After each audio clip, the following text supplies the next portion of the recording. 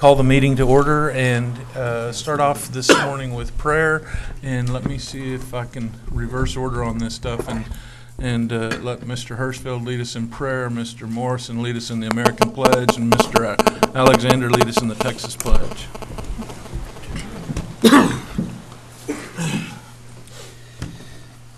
Most gracious and loving Father, we give you thanks for the many blessings that you bestow upon us every single day. We thank you for this great country. We thank you for all the people, for our military that serves for us. Please be with every one of us, each one of us, as we're trying to do your business here. Have open minds, open hearts, and open ears. In your holy name we pray. Amen. Amen. Amen. I pledge allegiance To the flag of the United States and to the republic for which it stands, one nation, under God, indivisible, with liberty and justice for all. Honor the Texas flag. I pledge allegiance to thee, Texas, one state, under God, one and indivisible. My whoopee cushion. Oh, who got that one? It was me.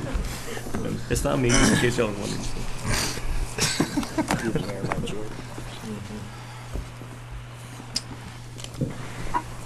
We have two items on the consent agenda.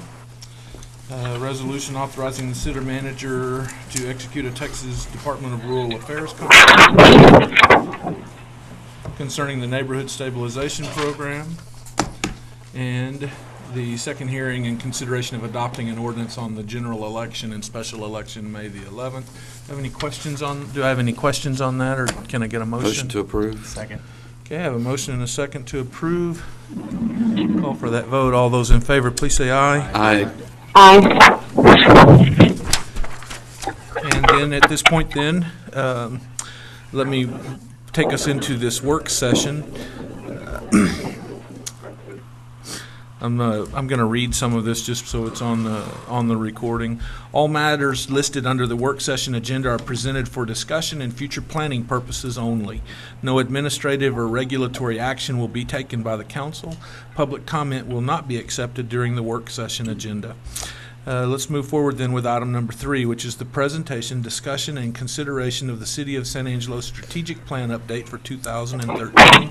And at this point, I'm going to turn the meeting over completely to Angelo Valenzuela and be a participant, and he'll lead the session. Thank you, Mayor. What I wanted to start off first with is to discuss kind of what we'll be doing today, kind of give an overview. And I want to start off with, first of all, with what our goals for the strategic planning workshop are going to be. I'm sorry. What we want to do is establish, of course, the strategic objectives and priorities for this coming fiscal year, which would be 2013, 2014. The reason behind that, of course, is we want to make sure that once we start the budget process, which is upcoming month, actually, that we're all on the same page as far as what we feel that needs to be, we need to set the monies aside for. That way, when we get to the point of discussing the budget and planning for the budget, we'll have already done the initial step, which is the strategic planning, making sure that we are setting aside the monies necessary to complete our objectives. We want to also make sure that we establish our priorities for the capital improvement projects. Morgan Trainer will be up here shortly to kind of do a presentation on some of those capital improvement projects that have been submitted.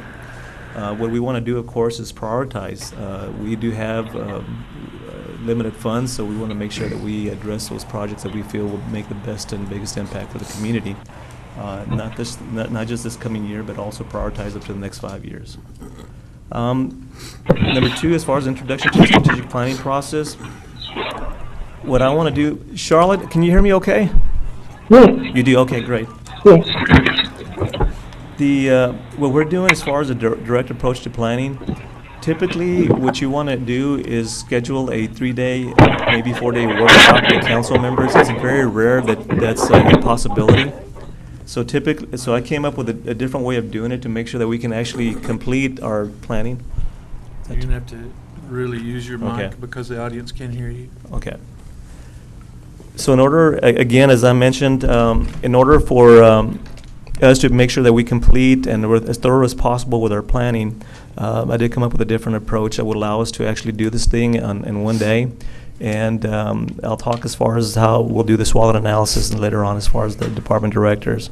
So again, the direct approach to planning is basically sitting down with council members, making sure that we understand what your objectives, your priorities are, in the coming year.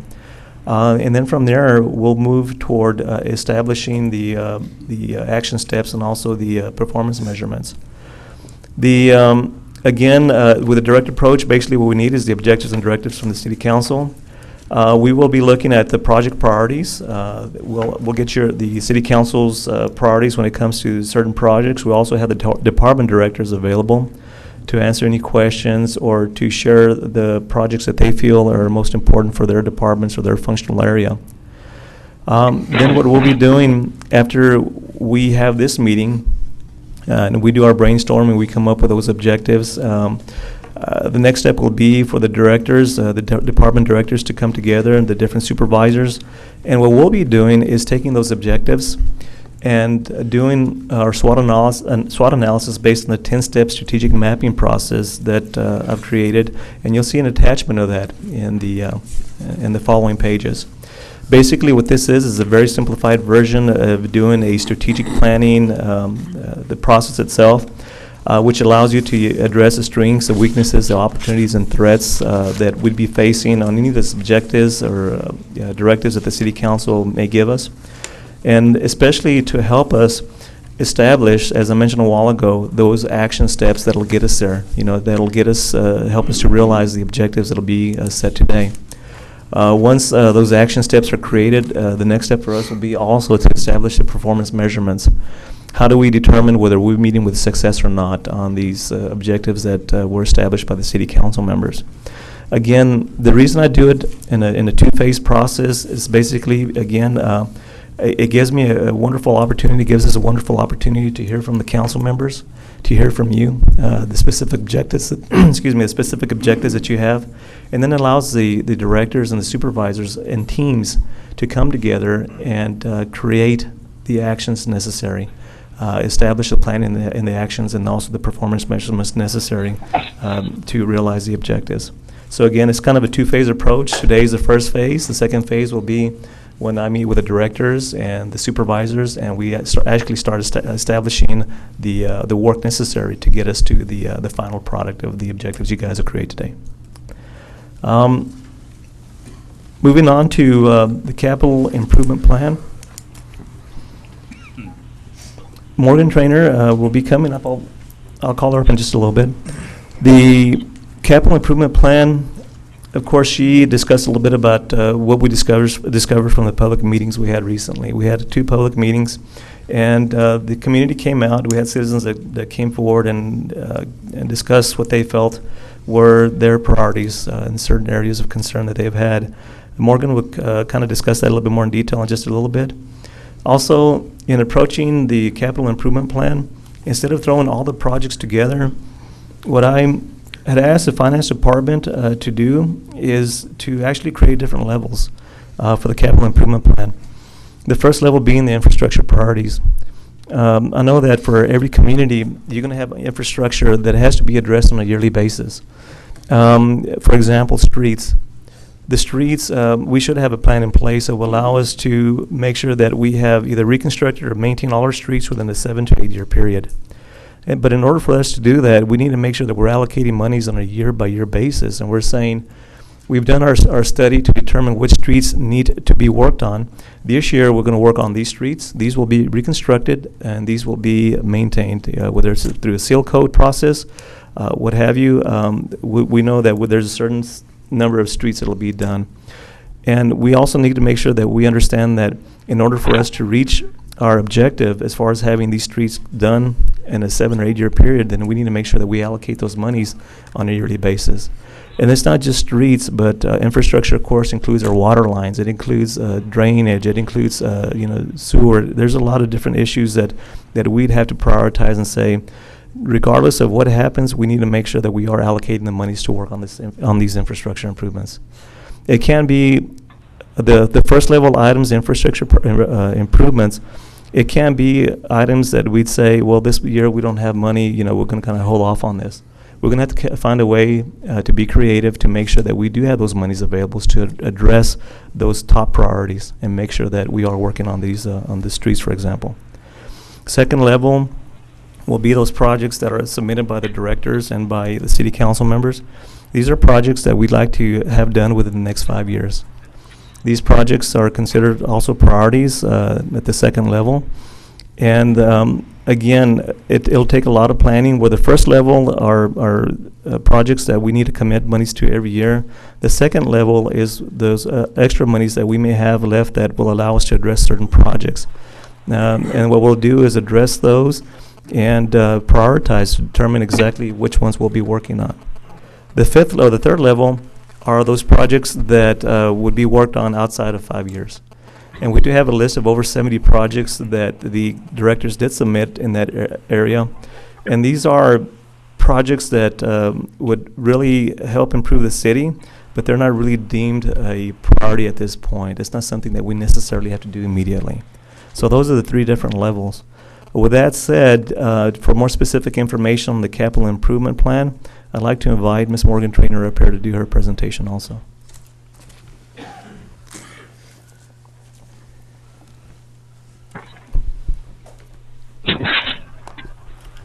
Good morning. Good morning. What I have before you, as Mr. Valenzuela stated, is a list of each project. First, a reminder of what we had from our public meetings.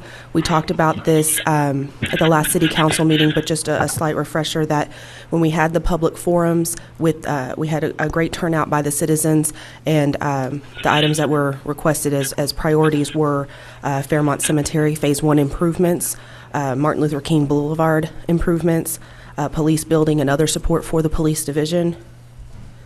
Again, Fort Concho historic preservation, Bell Street reconstruction and maintenance, with an overarching statement about street reconstruction and maintenance, and largely the same information at the second meeting.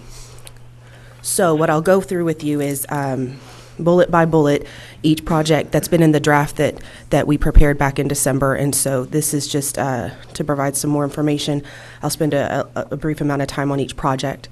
To make it really clear, I tried to make it where at a glance you could tell if the project was funded. So down here at the bottom you'll see check mark in green means it's funded, X mark in red means it's not funded. That way, as we go through these many projects, it's easy to see at a glance, and there's a legend there at the bottom as we go through these.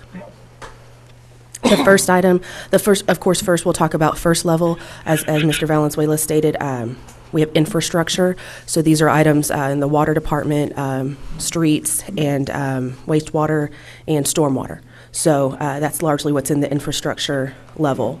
So Twin Buttes ecosystem restoration, that item is funded. This is, of course, maintenance that we need to do at the Twin Buttes with brush control and things like that to preserve our surface water so that there is ample water supply from that source. The second item there is replace school zone and crosswalk equipment. That's funded by a fee that you pay on your vehicle registration. That is a responsibility of the city to make sure that school zone and crosswalk equipment is safe for people in vehicles and people, pedestrians and children. Stormwater quality improvements, that's funded through your stormwater fee that we have levied. That's a $30 million project. So is that money we have on hand right now? No. Is it money we have budgeted right now? No. That's many years of receiving that stormwater fee to address quality issues as mandated for stormwater. The next item is a very specific stormwater quality issue, the Sunset Lake improvements. That's funded with the current fee, and that's one project of the many needed for stormwater quality. Remediation of drainage at West Avenue P at Bryant. Recall that we funded that in the 2012 budget. There is some remaining funding needed to finish out that project, but largely moving towards completing that project. Next, you'll see our first Red X unfunded project is our street reconstruction. I noted there that that's really multiple projects, and I do have a list of those that we can go over in more depth. But as a placeholder, certainly for infrastructure, street reconstruction. Our next item is the seal coat program. Recall that this is maintenance necessary to improve the life of our streets, and this is what Mr. Valenzuela, I think, speaks to when he says we need a 7-year rotation of seal coat. That's not funded. Next, mill and overlay of 14th Street from Chadbourne to Maine. Recall that that's something that we funded in the 2012 fiscal year. Mill and overlay from 19th Street from Bryant to Concho River. And recall these are improvements being made to the streets to extend the life of those. And mill and overlay from Maine, from Houston Hart to 19th Street. Morgan, if I may also, I do want to let the council members know that, God bless you. As far as the streets, the street improvements, that we'll perform a study to determine which streets at this point are at a level that they just need to be maintained so that they won't become in worse shape. One of the problems with delaying any type of maintenance program is if we have streets that deteriorate past the maintenance point, then we end up paying about 5 times more what we would have for maintenance alone. So part of the program that I'm talking about will allow us to do both reconstruction and seal coats at the same time on a yearly basis, addressing those streets specifically that need maintenance so that they won't deteriorate and become a bigger problem in the future, but also having that list of streets that need to be reconstructed. I have met with Clinton Bailey, and we've discussed as far as that study and how that's going to be performed as far as determining which streets will be worked on. That way we can come up with a list of streets on a yearly basis in case if a citizen calls and is concerned about the street on their, as far as the street in front of their house, we can actually look up when that's going to be scheduled for maintenance or when it's going to be scheduled for reconstruction. So again, that's a study that, again, I've been working with Clinton to make sure we get done so that we do have a solid listing of streets over a 7-year period. Thanks. Morgan, I have a quick question. At one time I saw on the multiple projects, street reconstruction, I can't talk this morning. There was a list of 55 streets with $155 million price tag. Is that still in place? Or are we Correct. We do still have that list, and I'll be glad to skip to that section. What we've prepared and what Mr. Valenzuela kind of talked about was first level, and so that's infrastructure. Second level, which is other, and third level, which is items for further than 5 years. Without this study that Mr. Valenzuela is talking about, we don't have a really solid list of what needs to be done in fiscal year 14, 15, et cetera. So I do have that list available. Would you like to pull it up at this time or keep? No, just No, keep on. Okay, yes, we do absolutely have that list available. Yes, sir. So next, we'll start moving into some more water projects. The Avenue D water line replacement, that is funded through the water bill, water fees that are paid. Water reclamation plant improvements funded. These are improvements necessary at the wastewater treatment plant to keep that facility up and running and continued for full use. Water treatment plant improvements, again, the same kind of improvements, just necessary at the water treatment plant. High service pump station rehabilitation, that's necessary to keep our water supply in good working order. Lift station improvements, of course, addressing the 20 plus lift stations around town that are necessary so that the wastewater system continues working uninterrupted. The automated meter reading system is funded. Of course, this is going in and replacing old meters with the digital type for more accurate readings. Clay pipe replacement. Recall that clay pipe was used for many years in San Angelo, and it's very brittle and shifts and causes a lot of failures. So we're slowly going in and replacing those clay pipes. Again, all the projects on this screen are also funded because they're through the water and wastewater fees. Collector main replacements, again, necessary to keep the water supply flowing throughout the town. Transmission line valves replacement. Recall that we must have those valves working in working order and maintained and improved and tested regularly so that if we do have a water leak, we can go in and shut it down. Transmission mains, again, funded. These are the large mains that are built throughout the city to transmit the water to users. A wastewater service to existing developed areas. This is also funded. This is for areas in town that are still on septic tank, and so this is extending the wastewater service to those citizens. There are, when we get to that, when you look at that individual project page, there are about 5 or 6 neighborhoods listed there that are due to be put on wastewater service. Water main replacements, again, that is funded. Hickory Water Supply Development Phase 1, funded, of course, through the Texas Water Development Board low-interest loan. The Nasworthy Dam Emergency Spillway, that is funded. That's something that we need to make improvements to be in compliance with TCEQ regulations. Lake Nasworthy Gate Operators, of course, it's a very similar thing. It's just to make sure that we're maintaining that water source as is needed.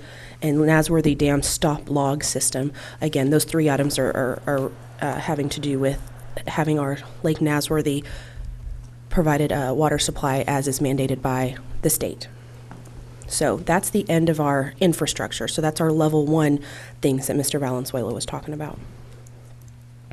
Then we'll get into other projects. So these are projects that are scheduled for the next 5 years, the 2013 through 18 time period. However, they are not infrastructure, so that you'll see items in here like parks and stuff like that. So first, the Concho River dredging, bank stabilization, and trails improvements. Recall that project has made large strides towards completing and is funded. The second item there is the Emergency Operations Center HVAC replacement. That is not funded, and that's something that's needed to keep that building operational and keep the tenants in that building up and running. Public information equipment replacement. This is digital cameras, servers, things that are needed for our public information department to do their job. Also not funded. Fort Concho Barracks 6 new floor. The floor that's in there is not historically accurate and is not the safest floor, and so we need to make some improvements there. That item is not funded. Heating and cooling unit replacements at Fort Concho. Recall that by and large most buildings at Fort Concho are not having central air and heat, and so this would put that in. Again, that's not funded. That would help sustain the usability of those buildings and increase rentals at that facility. The last item on this slide is the Fort Concho Post Bandstand. Historically, there was an area there in the middle of the yard, that a building that we have lost, and so this would put that back in place. Again, that is not funded. More items for Fort Concho, the Visitor Center restoration improvements. This, of course, is where Fort Concho has their main offices, and that building has not had a rehabilitation or improvements in many years and needs to be more useful. The Fort Concho Officers Quarters 1 rear room and roof repairs. This is a building that we're really in danger of having some major issues to. The rear room, I believe, is falling off of the building, and the roof needs some major repairs to keep that building functional and to keep that history there. Okay, Morgan, there's a couple of things about this one that I want to point out. One is that I think there's an item that's not on there that should be. That we should be thinking about with capital improvement plan dollars at Fort Concho, and that's related to our events are very successful at the fort. Related Christmas at Fort Concho and the Pioneer Days kind of event, the reacting. The reactors and all that stuff, but what I think we could be doing a lot better is a daily visit when there is not someone hosting you, and so we have the visitor center part, which is okay, but when you walk through that fort on your own, that's not a special experience, and there are things that we could do with virtual presentations that would be much better than and would allow us really to do something with tourism. So there could be a buffalo soldier. There could be a talking mule telling you what life was like as an army mule in 1873. I mean, whatever you want it to be, but we need to be thinking through that, and that ought to be part of the discussion while we're talking about projects. The other thing is those Fort Concho projects, all of them, based on the decisions we're making as a council on the flat rate to providers or to recipients of the hotel motel tax, these become projects that that we could look at as council for one-time use of those hotel motel tax dollars to take a tourism attraction and upgrade some of the infrastructure, and so that this is the kind of thing where we could get this funded, where it's unfunded now, you could get this funded via that vehicle that we just talked about in a council meeting related to the use of hotel motel tax dollars. So, okay, so, but anyway, so while you were on Fort Concho, I wanted to bring up those two things. Yes, sir. Next, we have the Chase State Office building improvements. There are a variety of improvements needed there. For example, there's carpet in places where it's become unsafe. The sprinkler system needs to be maintained as it's leaking, and HVAC improvements need to be made there to keep that building in working order and to keep the tenants, to keep it in compliance with our lease with the tenants. Water billing and customer service office remodeling. Recall that building has been really put together piecemeal, and to make it more usable to the citizens and offer a greater service, we would need to make some repairs to that building. Fire station number 4 reconstruction. This is the next fire station that needs to be reconstructed. This will we have a good plan from our fire chief about how to do that, but recall that it's not funded. All these projects I've gone over so far that are in red there are not funded. And then the Which building is number 4? Where is it at? It's Avenue L. Training Center. Okay. Or Paint Rock Road, right there. Then the fire training facility. Of course, we did recently receive that grant that would largely help the fire training facility get moved off the river there. But it would require a sizable contribution from another funding source to fully fund it and get that project started. So. But that one, remember, is sort of underway with the fee structure that we put in place as far as the funding source for the other dollars. Sure. So it is somewhat funded. Then auditorium renovation, that item is funded for improvements to be made to the city auditorium there inside of City Hall to make it more usable and to allow us to have greater events come there. That is funded through the Type B sales tax, so that's why that item is funded. The Fairgrounds Livestock Barn, again, also funded through the Type B sales tax, and that is largely complete, I believe. We're going to have a quick question before we move on. Yes, sir. The water billing and customer service office, is that really worth remodeling? I mean, I thought we'd get a new building. Go ahead. I mean, that thing is... Mr. Silvers, you're right. The question of whether or not to remodel or completely reconstruct is one that has not been answered yet. The preliminary studies done last year suggested that the costs were very close to one another, and it will be a question of priority and goals for that facility to make the determination whether to rebuild or renovate. I did have an opportunity, of course, to tour that building. I need some immediate improvements, especially for our staff that works there. You know, I think certain areas it'd be rather depressing to work at because you're more like in a basement, and the ceilings are actually pretty low. So that's actually a really good question, because I looked at the building too and thought, why remodel this thing? You know, this is, I mean, that's it needs a lot of work. You know, so sometimes it's best just to start from scratch. So It reminds me of the police headquarters. oh yeah, we'll get to that. So yeah, absolutely. The next unfunded project is Coliseum improvements. Recall that building needs a new roof, among other things, and so that's a sizable project. Oh, sorry, Coliseum roof rehabilitation is my next project. So several items needed there to preserve that facility and keep it in working order so we can continue to enjoy that. Convention center improvements. While this building was remodeled several years ago, it does need some improvements to continue offer the service that it was crafted for. Santa Fe train depot improvements. That is a historic building that needs roof repairs, among other things, and so that's why it's included here, but again, it's not funded. Spur parking garage renovation and repair. We've had some discussion about that parking garage is largely unusable because of the damage and disrepair that has occurred there, and so to make that parking structure functional and usable by downtown visitors, it would need substantial renovation and repair, and again, not funded. The next item there is 29th Street Complex renovation that's marked as funded through future Type B sales tax receipts. That will be that is one of the projects on the ballot that the voters have approved. The community aquatics facility, it's still on there. There are some punch list items still necessary to complete the municipal pool as it was, and so that is funded and almost complete.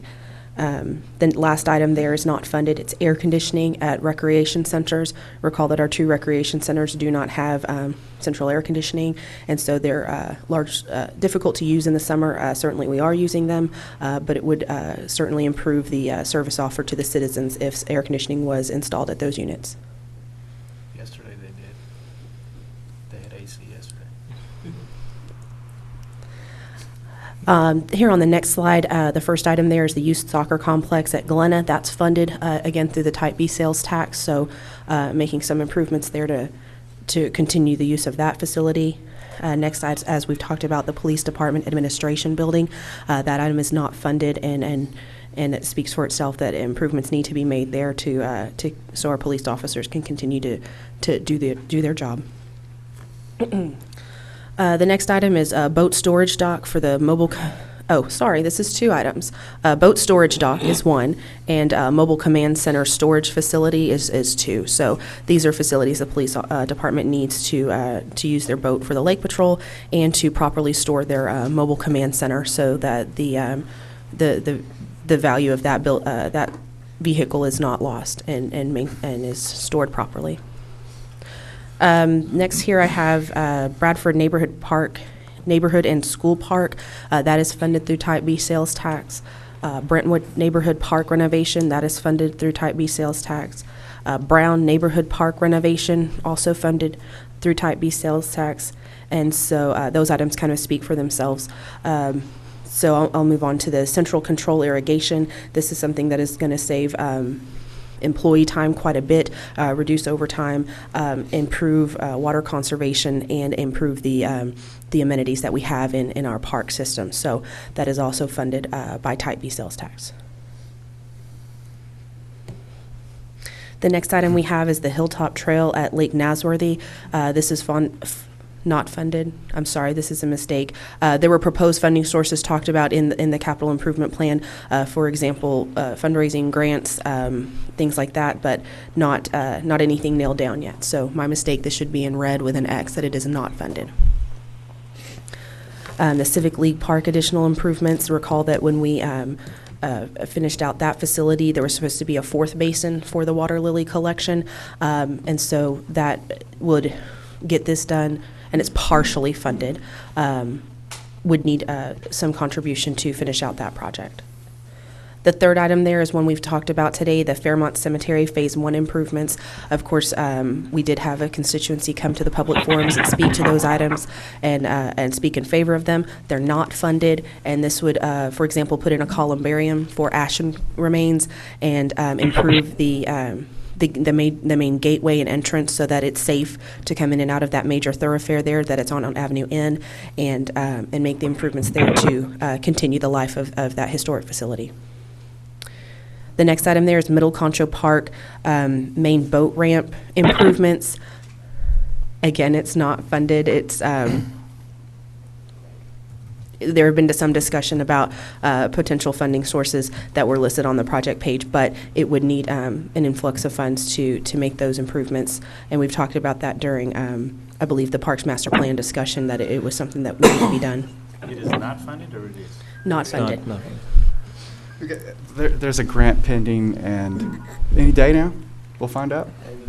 End of this month, we'll find out. It's about a $500,000 grant. We're anticipating that it will be funded. Looks favorable. That's why it's in. That's why we're anticipating it. That's should be marked non-funded, but we anticipate that the funds will come in. It's looking very positive. The Red Arroyo Trail, that is largely funded by a transportation grant. There is a local match required, but I believe that has been identified, and we're moving forward with that project. And so that will use that natural riverbed as a trailway with some parks and some amenities there, so that citizens have a large, safe place to walk and bike and et cetera. The last item on this slide is the Rio Vista Neighborhood Park renovation. That's funded and has been underway for some time. It's largely complete, and so that project is moving quite along. Next item there is the Rio Concho Community Park and Texas Bank Sports Complex. Again, this is not funded, and we did do some recent improvements, of course, to that Texas Bank Sports Complex, but there are things necessary that have been requested by citizens and by council to make that building and that facility everything that we had originally planned. The Santa Rita Neighborhood Park renovation, that item is funded through the Type B sales tax partially. There will be hopefully an influx of funds from Homeowners Association? Yes, so we're still working through those details, but we'll have that project scheduled out as the funding becomes finalized. The South Concho Park main boat ramp improvements, a little different than the Middle Concho Park main boat ramp improvements, but again, something talked about during the Parks Master Plan. And again, this was a misunderstanding on the sheet. It is not funded, but there were potential funding sources identified, so we'll work through that. The next item there is the Sunken Garden Park and Sculpture Garden. That item is not funded. That area at Avenue D would need some improvements to continue offering the necessary amenities to the citizens as it was originally planned. Then our next item is wayfinding phases 1 through 3.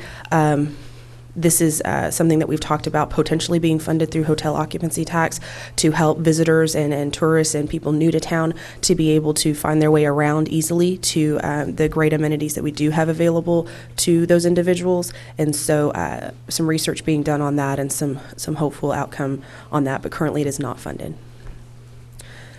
Then the Neighborhood Pedestrian Improvement Program. This is largely putting in sidewalks throughout the city. And so recall that our practice has been to fund that largely as we reconstruct a street. We'll go ahead and put in the sidewalks at the same time. However, at that rate, it's not going to address this project very aggressively. So, and it's not funded. So an item there for consideration.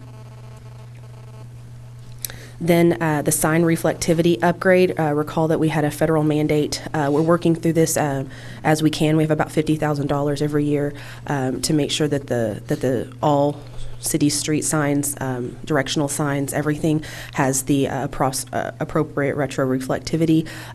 That's an ongoing process because once we get everything replaced with the appropriate reflectivity, of course that reflectivity decreases over years and has to be replaced again. So it's an ongoing thing, and it's funded to a degree. It certainly could use an influx of funds to more appropriately address that issue.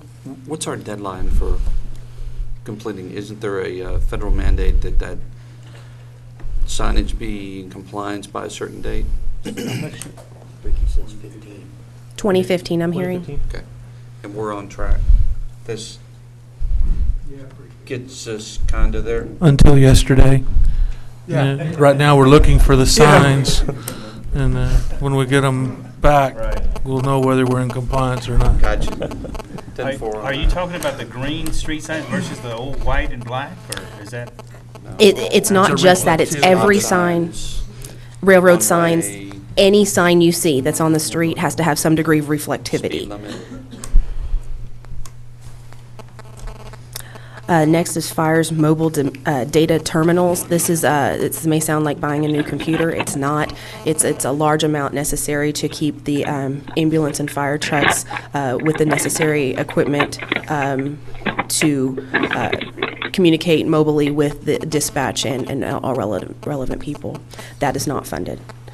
Next, we have server upgrades. We're funding this as we can. We have about $10,000 a year we're setting aside. It's getting us by, but we're, I would say we're barely making it on that. If we had some catastrophic something happen where all our servers crash, we would need an influx of funding. We have to purchase the IBM Power 7 server. That's a sizable amount outside regular server upgrades. This is an additional server necessary to keep all city functions up and going. Then communications technology upgrade. This is something necessary for our public safety communications center or our 911 area. These are technologies that are necessary to keep them up and going, and that is not funded. And then server upgrades as a whole. Sorry, that must be something. I have that on there twice. I'll have to look at that to see exactly what that is. And that's largely, that's our level 1 and our level 2 that Mr. Valenzuela spoke about. So of course, level 1 we went over was our infrastructure. Level 2 is all other. I do have kind of a rough draft of what level 3 would look like if it's your pleasure to go through that as well.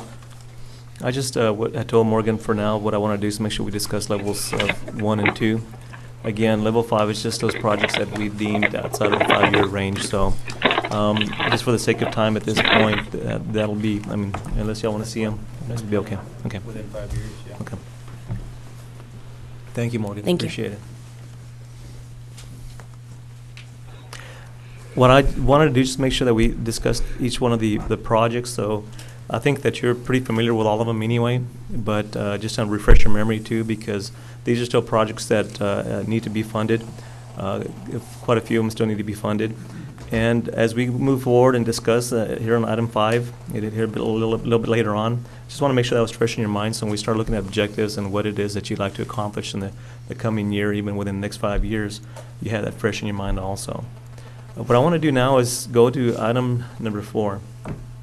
I see Michael's already up drawing. Capital improvement, the revenue increase planning. First of all, of course, there's been a lot of talk as far as the impact of the Klein shell and what that's going to mean to our area.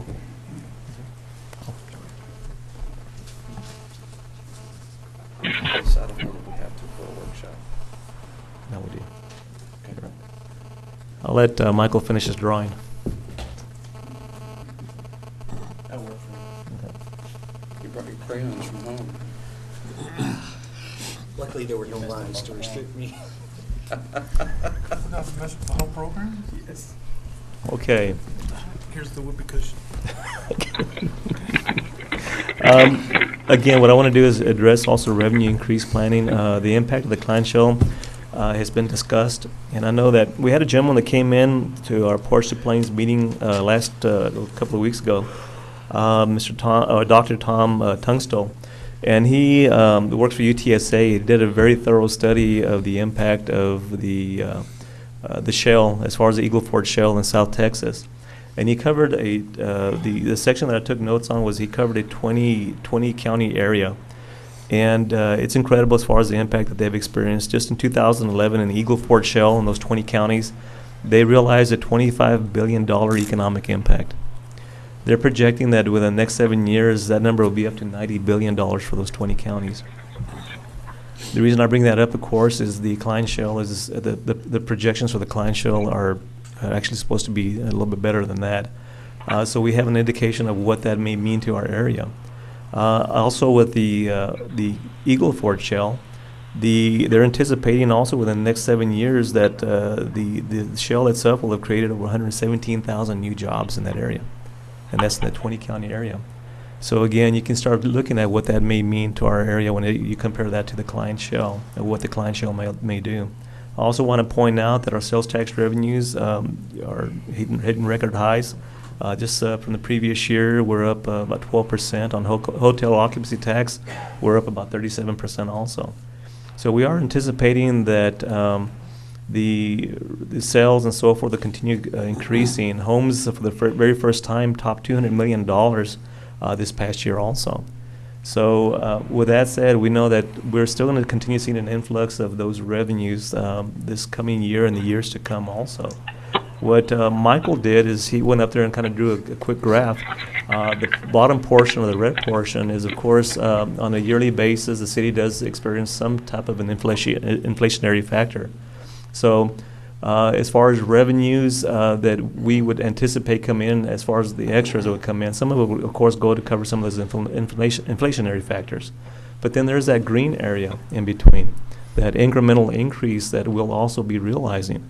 Initially, we may not see that big of an increase, but as the years go on, we'll start seeing probably a bigger increase as far as that interval there. So with that said, I just wanted to make sure that we started addressing what that's going to mean. I know that we've talked a little bit about the room occupancy tax and possibly what we could do with those extra monies. But one thing that we want to make sure that we do as we continue to grow in our revenues, we don't want to grow in revenues and say, we're growing in revenues now, we have, we can start spending more money. government can start growing again. We can start. I don't want government to grow. I want to make sure that we're as efficient as we possibly can be, and any extra monies that come in will be to address any specific project that we feel is necessary and for the viability of the future of our community. So I want to make sure again that as those monies come in, that we actually do have those set aside, that we are going to be using them for specific projects. Again, I just wanted to present that rather quickly, and I know that y'all are very familiar with this, but also to talk about the property tax, what that may mean with our property taxes. We know that the values will start going up. We're already seeing it. And I'm a little bit worried about that. Of course, I still have to buy my house here. But again, those property values will go up. That means that, of course, as far as the property tax, the city has been working diligently the past several years to decrease the tax rate. And that's something that still is a priority for the city council, from my understanding, of course, is that we want to continue decreasing the tax rate. What this is going to afford is, of course, the property tax values going up. It'll kind of offset even bring in even extra revenues, regardless of how much we're dropping the tax rate. Sales tax revenues, of course, as more people are coming into our community, more spending, especially for positions that are paying more money, we're going to see that 12% that we realized this past year. That is something that we anticipate will continue, if not at a higher level. The same thing with room occupancy tax. The hotels at this point will be filling up. We know that we've seen an increase this past year of about 37%. That's a tremendous increase. What I wanted to do is just kind of mention that and kind of get your thoughts and your opinions as far as how we should treat that extra revenues that will be coming in. Well, I think you stated it reasonably well, that there's been an ongoing effort to do some things with the property tax rate. And the council has made a bunch of decisions over the last couple of years that have set the stage. So when you look at what's been done with user fees, that has been an effort by council to take things that were being subsidized by the property tax rate and setting them up to pay for themselves more directly. Well, that effort then sets the table to be able to reduce the property tax rate. If you look at your general characterization, I think was accurate for what has been done the last couple of years, where you said the council, the idea that you would use extra monies for one-time expenditures. We have dramatic needs and huge needs as it relates to streets and street updates and street repair. We have a police building that needs to be modernized or replaced, and replaced is much more likely because it's constrained space-wise. Built when the city was much smaller than it is today for a force that was much smaller than it is today. So you have a police headquarters building that needs attention. You have streets that need attention. We've learned through the stormwater process the last few years, you have a lot of underground storage, underground stormwater infrastructure that needs some replacement and so forth. There's a tax source for that in the stormwater taxes, but still that's something to be looked at. And the characterization was right. If we took the hotel motel tax that is growing fairly dramatically, and if we give a flat amount per year to some of the recipients of that, I think some of the smaller ones may stay on a percentage basis, but the larger ones where it would really be impactful would go to a flat fee or a flat rate that is negotiated. Well, that will leave dollars that then, when you saw that list on the next 5 years, those things at the Coliseum, the wayfinding signage, the Fort Concho items, any of those things that are truly tourism-based become very good projects for that one-time money to be spent on. And that way, if you're in a boom-bust cycle, for instance, you don't grow your number of positions dramatically, you don't grow your payroll dramatically, and then you're in a position where, as things slow down, you're having to lay people off or cut benefits or do serious hard things. But instead, you've paid for things that, even if it slowed down, they would have continued impact, positive impact on the community, because the Coliseum is as good as it needs to be. The convention center and signage out front and everything is exactly what it ought to be. The police department has been upgraded. The streets have been upgraded. So I think you're right that the idea that we would spend the money that we anticipate can come with a big influx of economic activity. We'd like to see it thought of as, let's just have slow, steady growth related to population, related to inflation, those kinds of things as it relates to the size of government, but then use those dollars to take care of streets that haven't been able to be taken care of for some years. So the list is big and expensive. And so you got infrastructure needs that all of a sudden that extra funding ought to be focused against. And we ought to make some real headway on some of this. At the same time, I go back to that tax rate. When you look at the tax rate, when they started, it was 80. It was around 87 cents. Okay. 86, 83 when they started. They had a 10-year plan to try to take a penny off per year, so that in 2015 they would be at 76.83. We're currently at 78.10.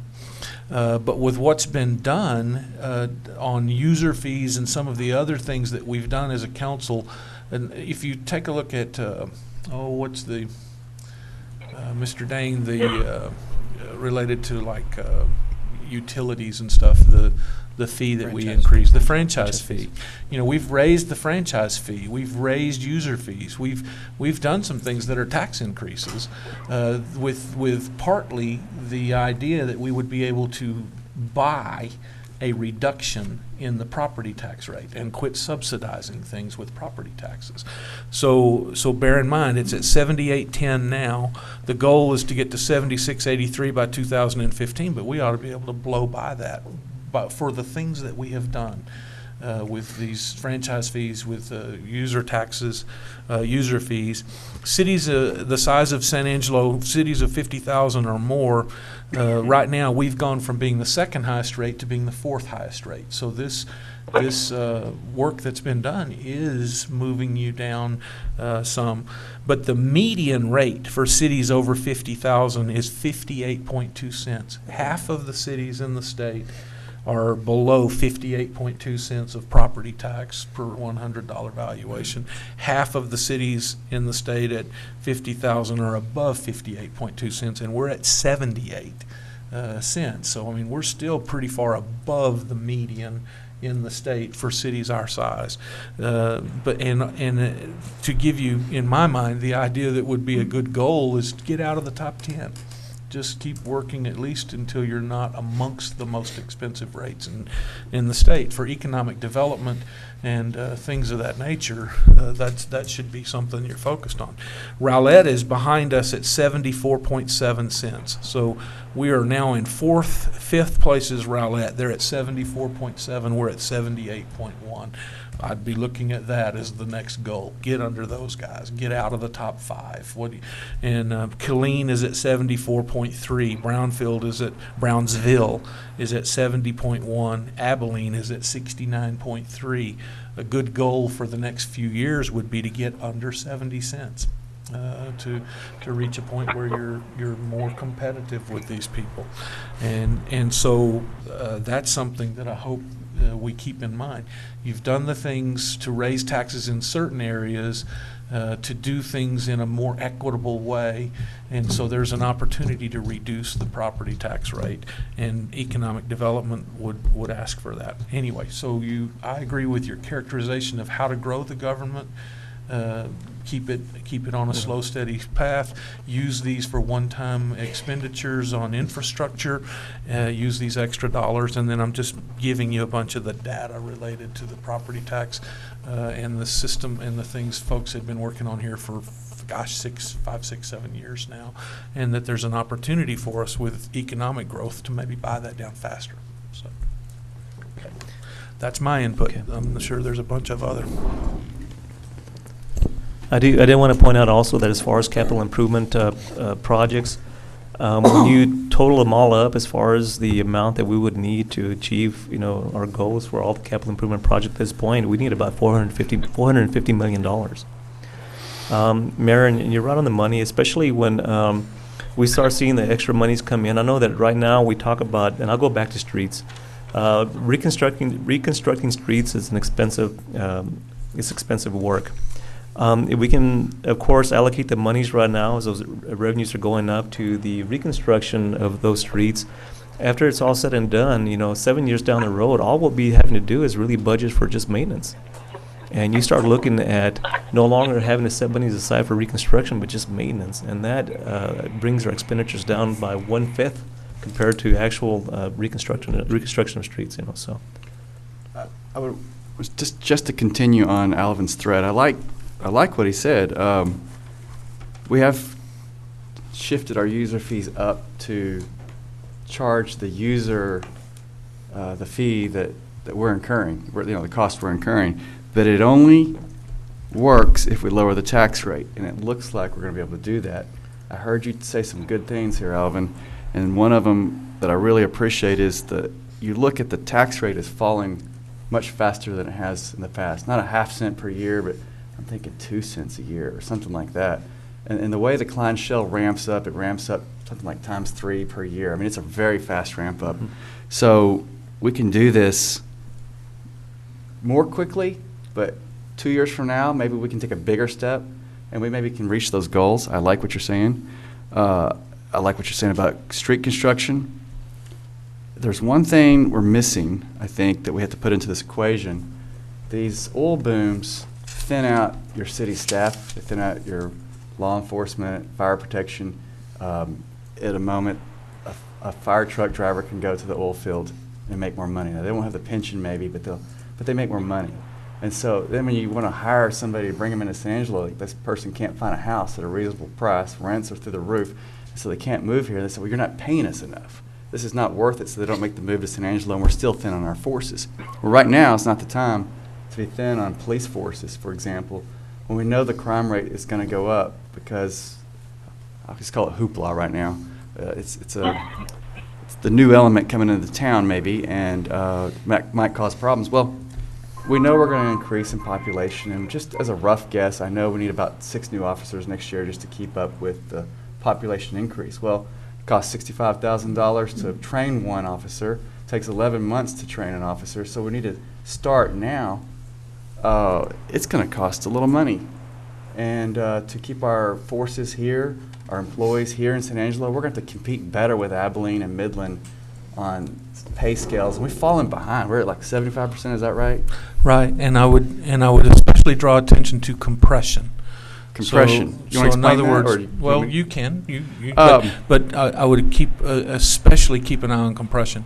With the work that I did last year, getting into the budget, and when you look at our ability to attract new people, our starting wages are may have to change because the market changes. Okay, but where we were, our starting wages, we were getting plenty of applications. So, and we were hiring enough people to go into the class. So that tells you that your starting wage must be competitive.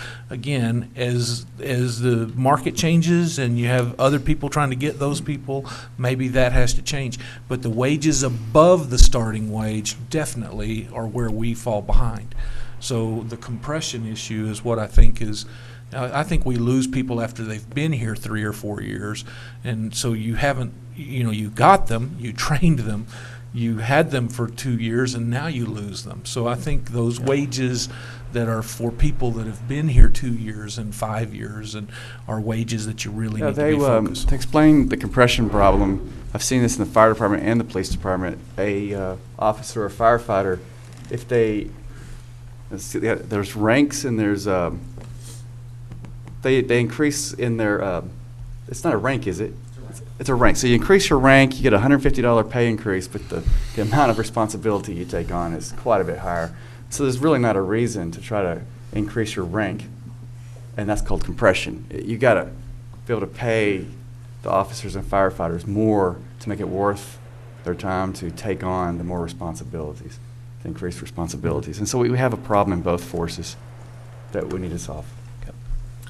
I have a comment. Mr. Mayor? And you'll have pressure on the size of, I think you'll have pressure on some of your other departments. The thing that management has to do is decide, you don't grow an organization across the board. You grow an organization where there's stress and need on the organization. And so, you're making the point that it could be fire and police, particularly public safety, because of the increase in population. And then that may put pressure on streets and bridges. And so you may have to do something in that area. But that doesn't mean you necessarily need more people in IT.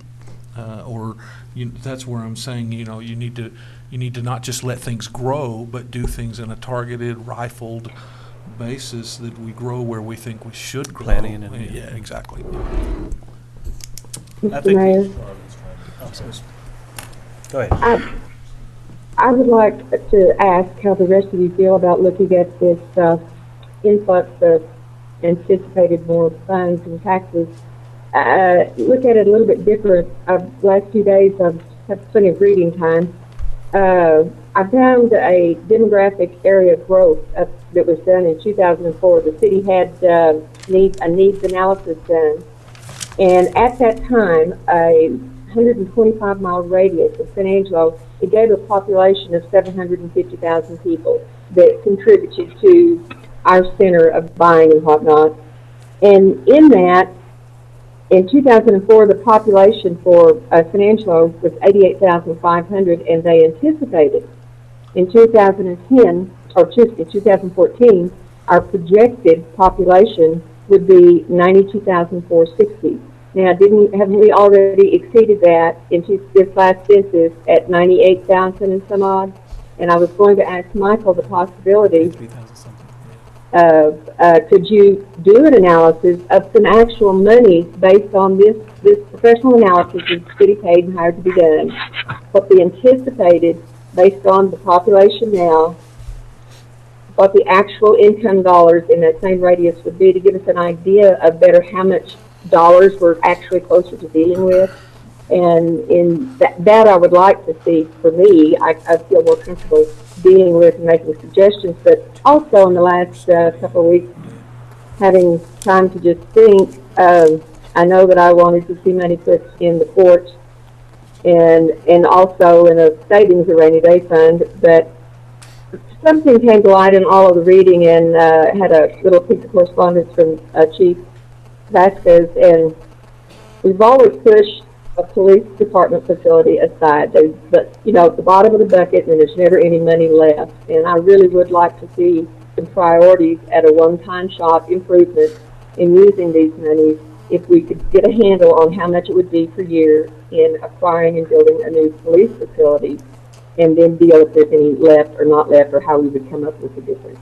That's kind of where I've been leaning, as well as what we need for water infrastructure around town, and that includes our roads. And of course, it's not going to be enough for all of it. But I had moved my priority to the police department as being, to me, a real need. I second that. And let me say the police officers, every time I walk up to a police officer and say, we want to replace your facility, they say, well, we need pay raises more than we need a new facility. I say, well, one's a capital expense and one is a yearly. One's fixed, one's variable, or it does. The two don't go together, and they really do need a facility so they can operate. If we do increase in population, as Charlotte is talking about, they'll be busting at the seams. And what I heard from Charlotte, something she said I think we need to make as an objective is that we have very accurate population information and projections, I would say updated quarterly, and presented to the city council so that we can understand what's happening to us, so that Tim can hire new police officers, things that we can forecast our expenses and costs and get moving and be ahead of the curve.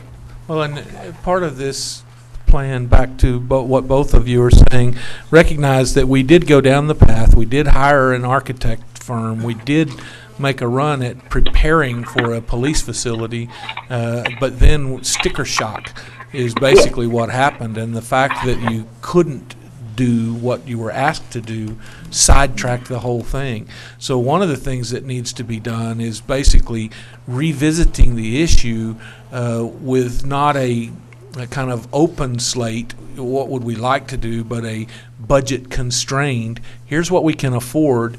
How do we get this thing done for this type of number, and give different direction, revisit it, go from there. But it was some 30 million, that type of number, and we're going to have to revisit that and do something that gets that number down. And whether that means buying a building and renovating it, it gets come up that there are 2 large buildings in town that are that are not in use, and maybe they need to be looked at. So you talk about the Kmart building, and you talk about the Albertsons building on Beauregard Sherwood Way. So maybe that's a way you drive that cost down. But I agree with you, both of you, that facility needs to be replaced, that it's a real problem.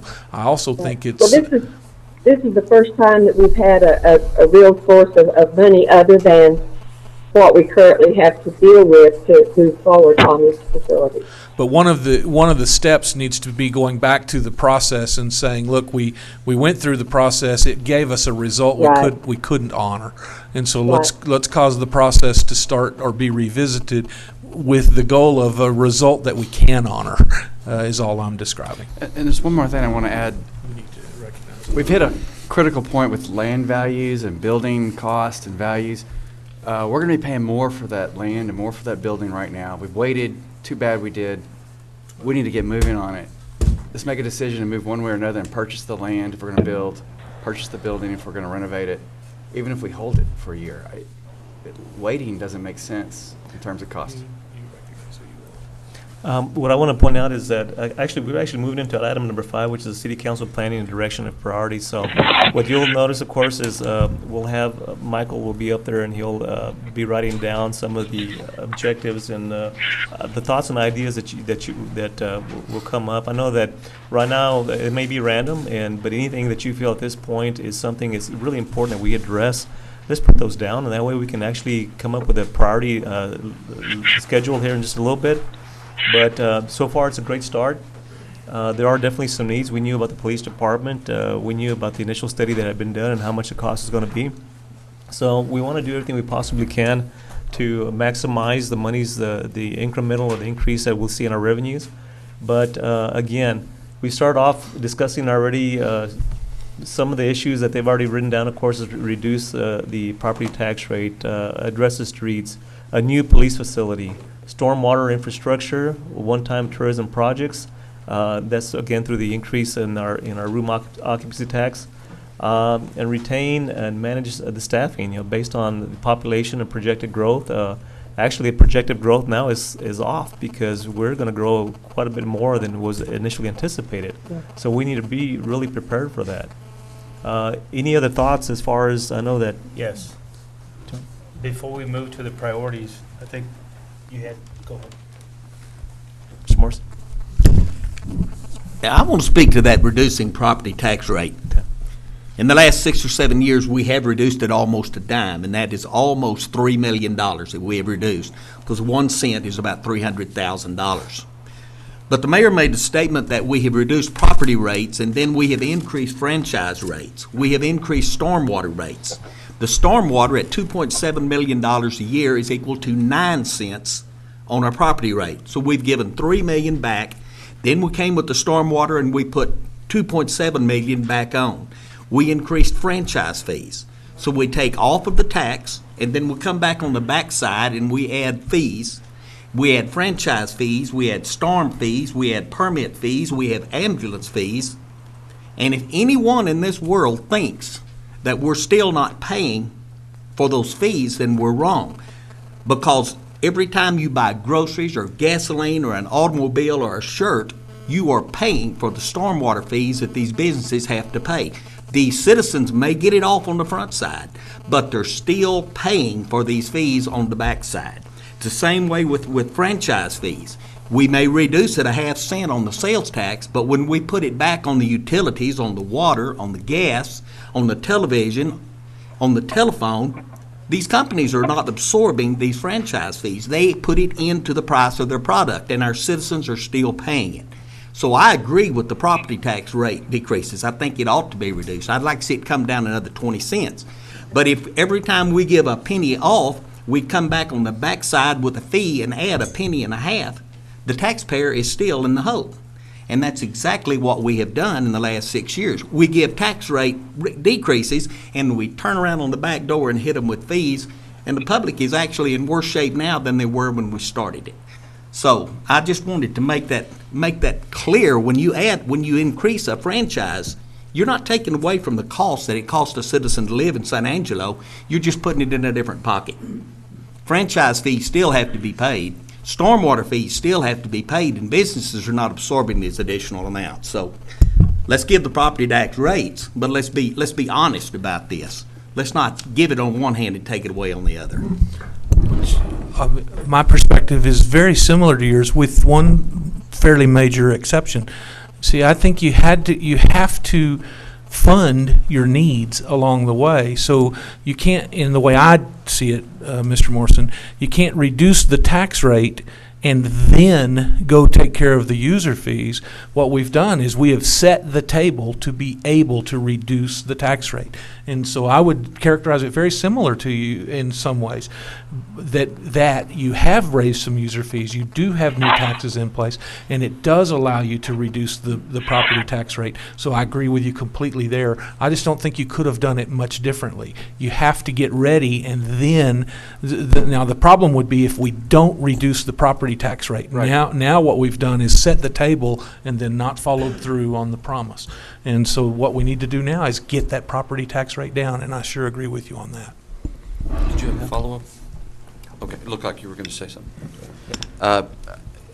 I'm in concurrent with that. I mean, I think that we have kind of shuffled things on, left hand, right hand, and I do think that has to work.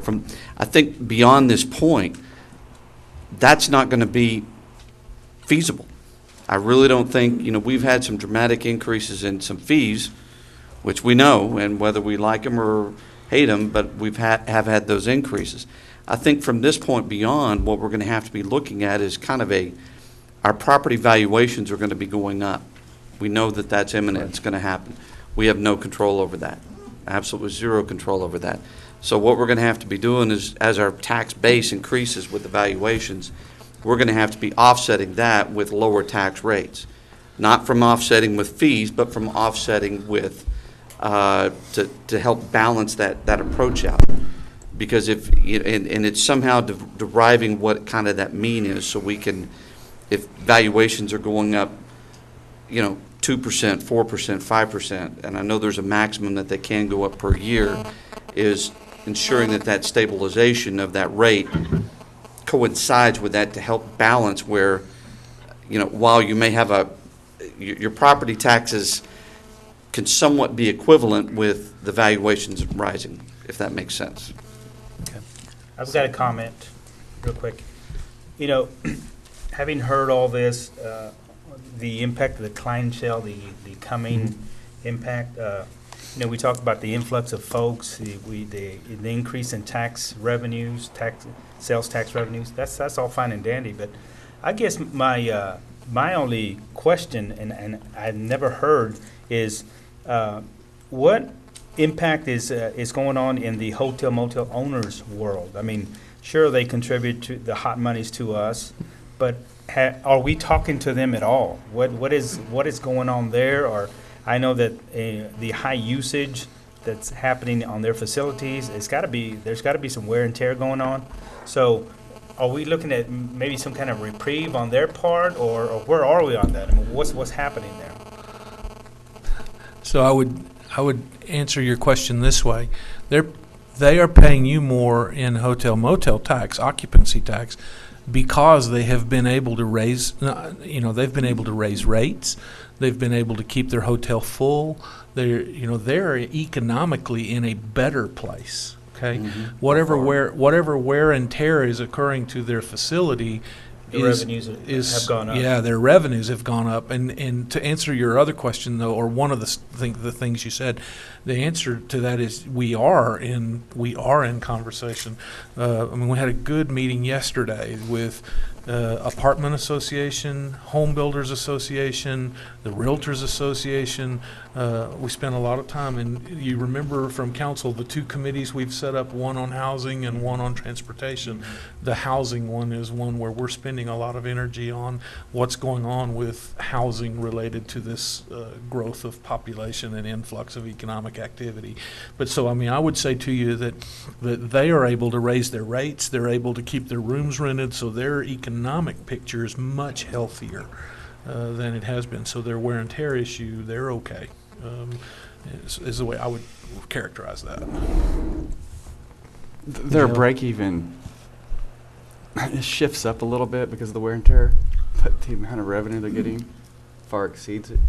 The HOT fund or tax does not affect them directly. They just pass it through and What is that percentage on the hot tax? Hotel occupancy tax, this one is at Approximately 7 plus 6, right? Approximately 13% including state.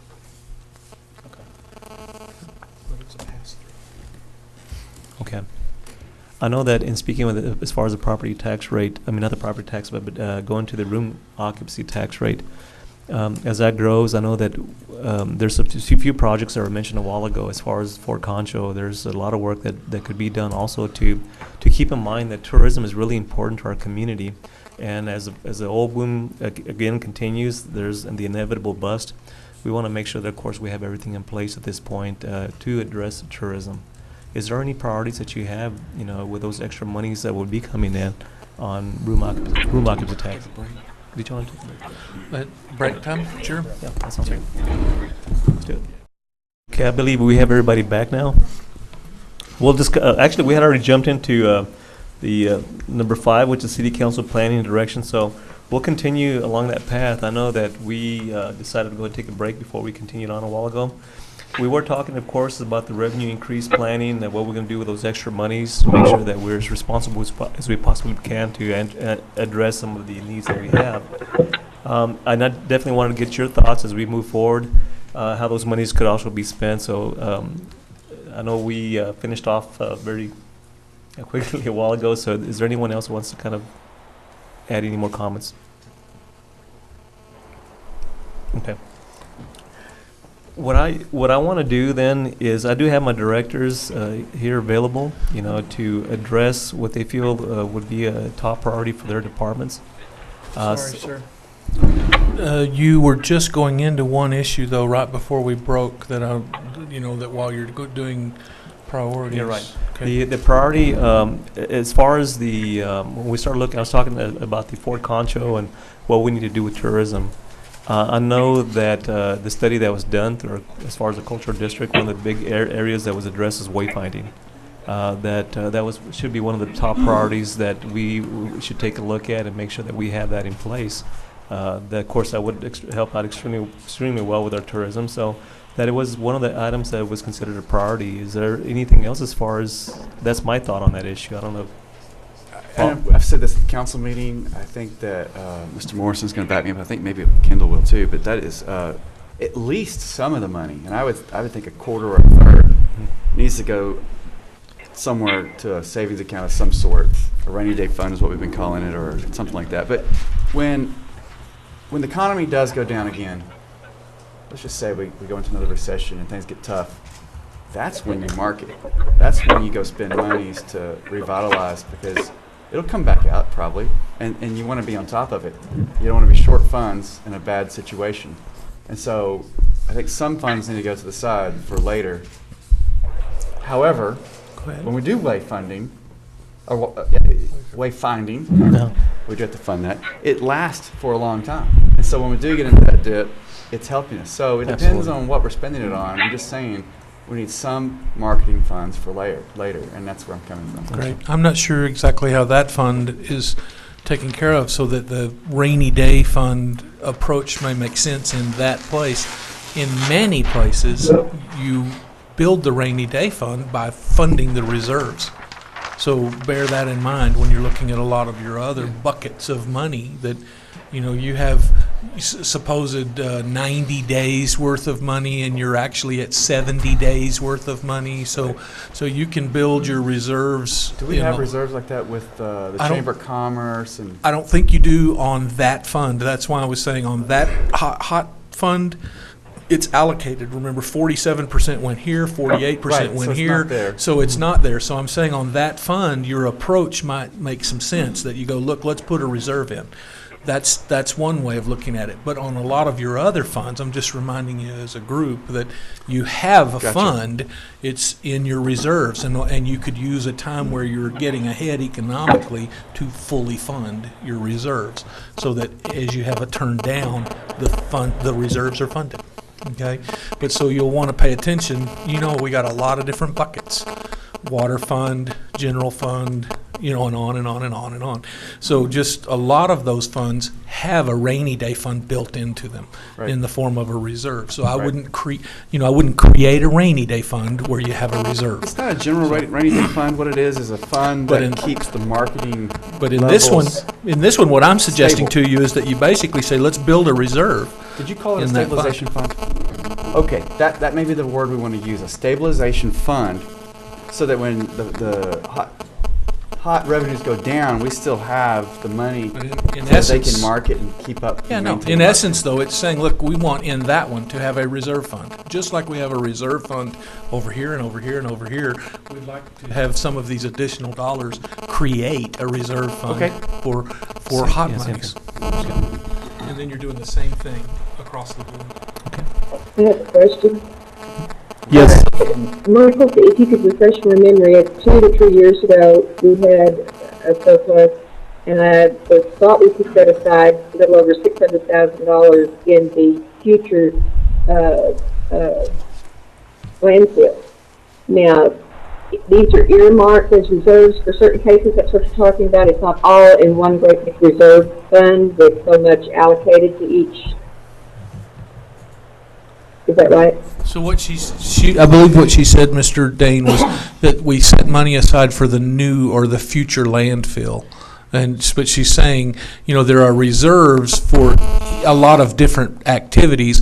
And I think what she said, we had a little trouble hearing you, Ms. Farmer, but I think what she said, sorry. okay, I think what she said was that she's not talking about one big rainy day fund, but making sure that we fund the reserves in all of these different accounts. So- That's a good point, and that's a very good example of rate stabilization philosophy at work. When you take money and set it aside for a particular known cost increase that's going to occur in the future, over the long haul, you're probably going to need to change rates to cover those costs. But if you set a little money aside, you can smooth that transition, and that's the basis for it, stability in the rates, rate stabilization fund. Great. So, good point, Ms. Farmer. Okay. So we have addressed as far as the wayfinding. Are there any other priorities? Since we're on the subject of tourism, is there any other priorities that you would like to address or any objectives you'd like to accomplish, sir? Well, yeah, we've got Fort Concho, Okay. Coliseum. I mean, those are, I think those three are really 4 items, because I would agree with ensuring that we do have some kind of reserve on that. And Coliseum, Fort Concho, and wayfinding. I consider those top 4 priorities for hot funds. But I But agree. not on, On tourism, huh? Okay. Any other thoughts on as far as tourism? Of course, those are excellent. Any other thoughts as far as tourism? Well, I mean, there's one other drum that gets beat a lot, and that's just here, particularly the sign out front, that it doesn't fit with whatever else was done here. But that's not a very big thing, to be honest. Okay. It won't be as expensive, okay? How do we figure out who has the phone?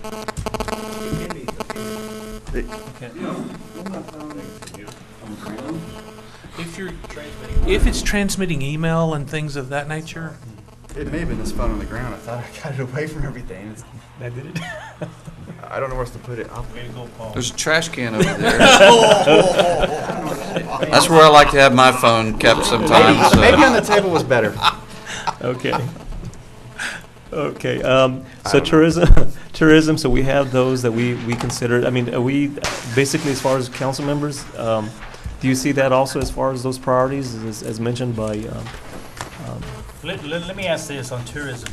How effective do we as a council feel that the chamber is doing their job as far as promoting San Angelo? Are they doing good? How are they doing? How will we grade them? How do we measure what they're out there doing? Well, that was one of the discussions and dialogues that we had. We started back, about a year ago? I mean, they had brought in some of their presentation, and we grilled them pretty aggressive. pretty aggressively. I mean, I was trying to find the right words without getting too crude, but we grilled them pretty aggressively, and that is one of the things that we all said is we want to have metrics. And whether it was on SAPAC or whether it was on the chamber or whether it was on whoever, we want to have some metrics that we can say, how effective are you doing your job? And, and that's the thing. I think they're starting to come up with some of that. I don't know that we're there yet, but,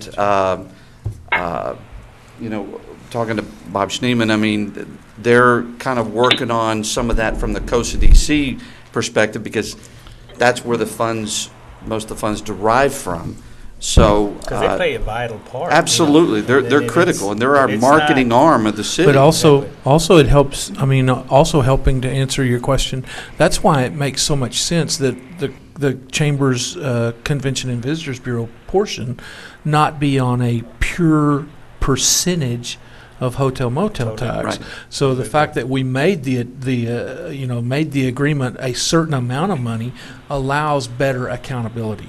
You don't just get the money, you get this much money, and every 3 years you get held accountable for should that amount of money stay the same, go up, go down, based on how you've performed. So back to what Mr. Hirschfeld said, I think we're putting in motion, but it's evolving. And we're not there yet. Yeah, it's evolving. We're not completely there yet. But you want measurements. How are you doing on the number of conventions, and how are you doing on, so that you talk then about whether that money stays the same. But we're making progress because one of the things is not just letting the money go no matter what. Now the money is static, a set amount that can be taken up or taken down, so that's a good thing. But I think, my gut feel, I have a marketing background, and my gut feel is that there could be some revamping or a change up, a structural change, or something missing. You look at Shannon versus Community Hospital, and you see some good stuff coming out from Shannon, particularly, Community pretty good, because they're in competition.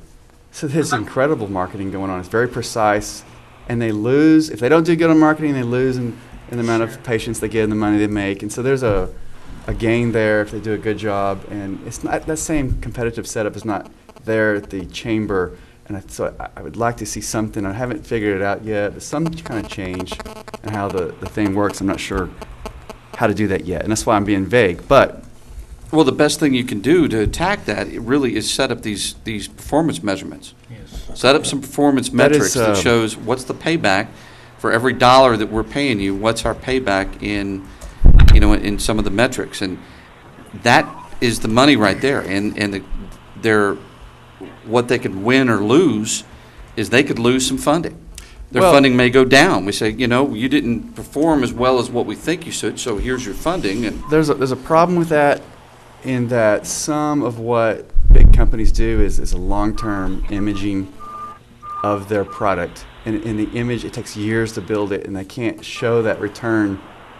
We did this, we got that. It's not, you do this, you do this, you do this, you start getting the result, and it never shows up on a graph anywhere. It's just a smooth increase, and you can tell they're doing a good job, but you can't pinpoint which marketing scheme worked or which one didn't. It's a consistency. And I'm looking for something that builds San Angelo's image.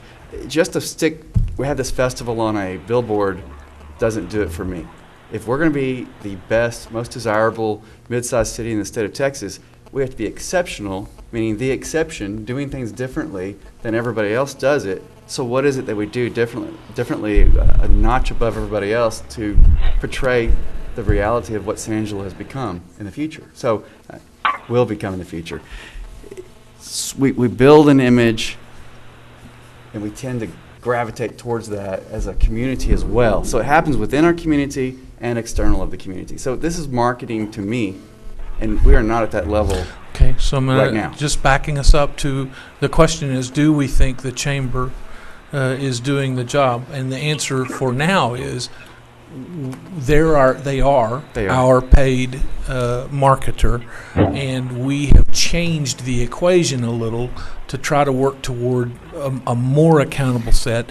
And then what you're describing would be continuing down a path of evolution on how to do Lift it. What's that the bar, best way? raise that bar, Okay, raise the and that's fine. But we've exceptions, started. and talk we're about it. You know, we've started and we're getting there. And right now, you know, at least there's some accountability. It's not just fluctuating based on they get more money or less money based on hot taxes. But I do like, of course, what Councilman Hirschfeld just mentioned a while ago, is accountability also is in the form of performance measurements, could be in the form of any marketing campaign that you have out there at this point. How many leads did we get from that? There's, I mean, so many different ways to measure, you know, to determine, you know, yes, it does take a while to build that image of what we want, San Angelo to be. But the deal here is that we can also start measuring immediately to see how much success we've met up with at that point too. Yeah, that if those leads are climbing. When you can't, and you don't want to act like they haven't been doing Sure. anything. No, they haven't. They've been In other doing words, their cumulative efforts in Texas Monthly and Texas Highways and the billboards in Midland and on, those things should be building a brand. What I'm looking for is exceptional. I'm looking for because we want to be exceptional. We have to have exceptional marketing, and so we're not exceptional. We're doing good, but we're not exceptional, and that's the difference. I'm looking for what does it take to become exceptional, and that thought pattern and that process needs to be engaged to kind of think about what that means. We always should set the bar higher. I guess what? Well, Paul, are you talking about, you know, if they develop a profile, the chamber develops a profile of what they're trying to attract, and then keeping a setting if they meet that goal, or they got lucky and something else came in to keep those occupancies up. I mean, they're exceeding what we're expecting if we know what markets they're profiling and going after, and something just happened to fall in their lap and it made them meet the goal, but it wasn't what they were targeting. Yeah, a lot of the driver is economic. A lot of the driver is economic. Other things affect if they're successful or not. One thing I didn't throw in, Charlotte, is that the Obama administration did an incredible job of figuring out what works and what doesn't in getting President Obama reelected. They knew how to get funds from people, how websites should look. They really researched every intricate detail because they had an economic gain to do so. We lack the economic gain incentive, the direct economic gain incentive that private industry has or election campaigns have. And so we're not going to get this incredible, intricate plan in place without it. And so that's why I look at a structural change maybe, but I'm not sure what it would be. Okay. Well, again, keep in mind that this is the entire chamber picture is a little more complex equation. You've got the chamber, you've got the CVB, and then you also have the cornerstone, which the city has absolutely nothing to do with. And that's private money. That's private money from the community that helps promote legislative affairs and government affairs and things like that. That, you know, so it's a bigger equation than. It's a full-fledged equation, and I think that it has to be looked at in that manner. And, you know,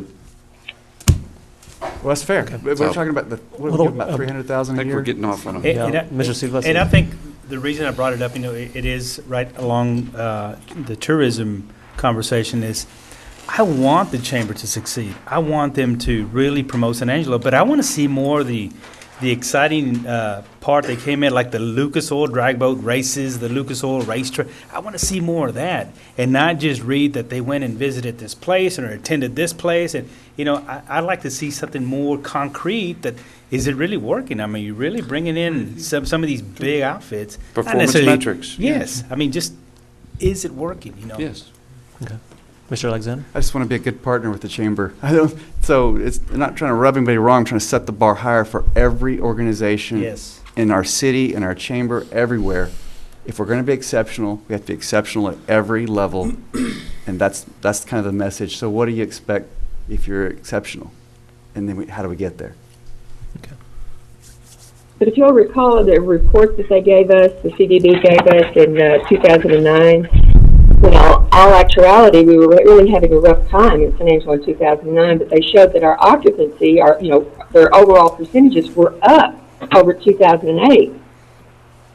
But they raised their rates in 2009, and that's why that figure was up. So it was a false positive and gives us a false information, false report. So I'd like to see their quarterly report to us changed in a bit where they include, if there's a rate change, it makes those numbers different.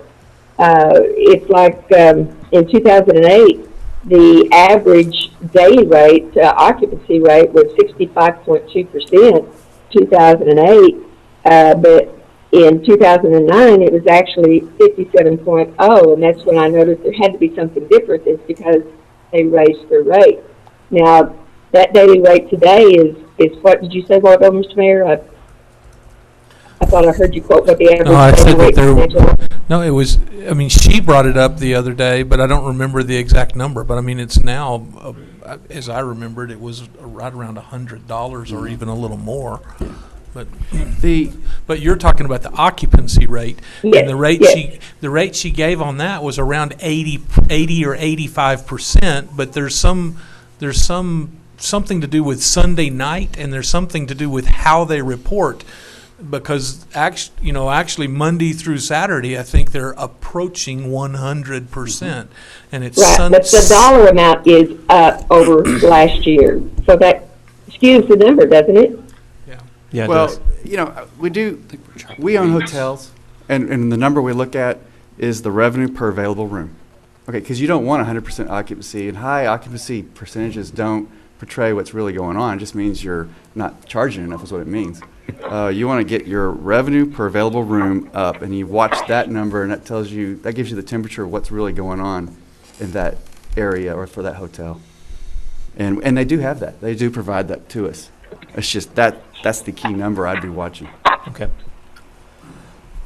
Anything else as far as tourism that you'd like to More address at power this to the point? chamber. Just Okay. like I said, let's measure and see what Okay. we got. Okay. Let's switch gears and let's look at economic development. Are there any areas that you would like to address as far as economic development, as far as our objectives for this coming year? What would you like to see accomplished this coming year?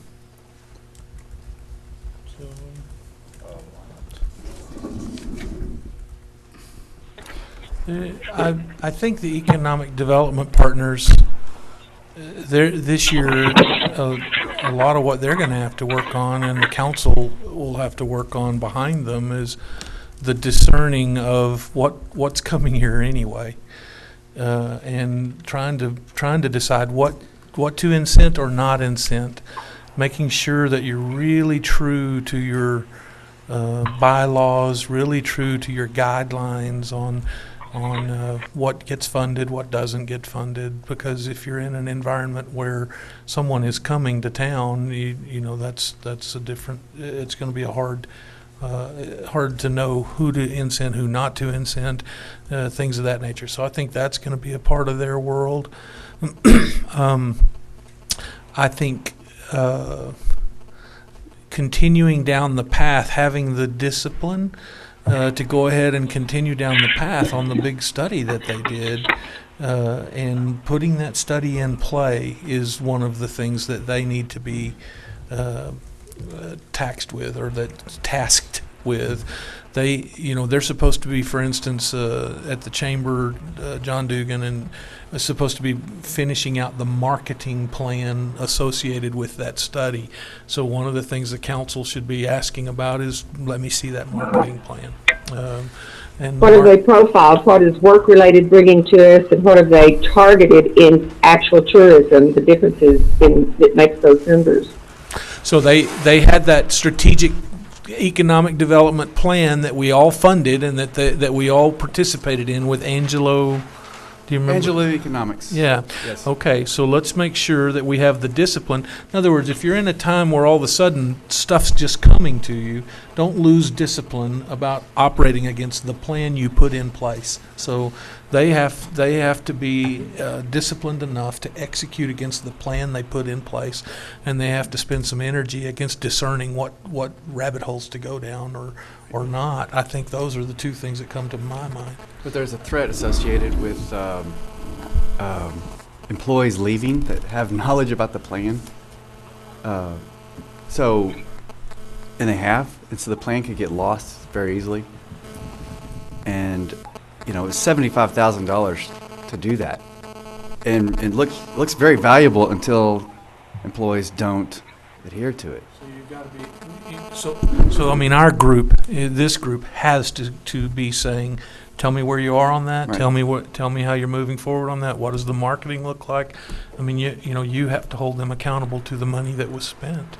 That's all I'm saying. See, I guess my take on the whole economic development is I think we have to continue the marketing plan for searching for all the companies that are out there that might be possibilities. I do think that we can, at this point, we can be very, very picky in particular on what we may want to incentivize for the short term. I would love to see a little bit of the focus in working on assisting some smaller local businesses and to help those out. I think it's an opportunity for us to do some of that right now, knowing there's going to be a massive employment coming in anyway. And that's where some of these small guys that don't have staffs of huge HR and huge IT and huge all that again, that's what I love about the Business Resource Center.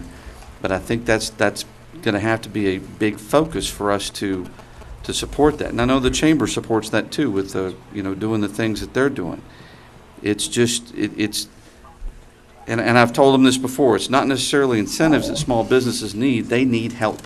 They need help with hiring people, with retaining people, with benefits, with this and with that. They need expertise that they don't have because they are a one-man or they're a five-man shop, and I happen to be the controller, the IT guy, the this and the that. And so you're going to wear a bunch of hats, and that's what small business needs. And with all the growth that's going to happen, I think it's imperative for us to help support the local business, small guys, as much as we possibly can with that kind of effort. I think he's onto something. I do. Okay. But now I ask you, which local guys, and I'm thinking housing shortages are a disaster. And that's what we look at coming up with this clamshell oil boom. Is if we're short on houses, we can't even move them in so they can take a job with this small business or with the city or whoever.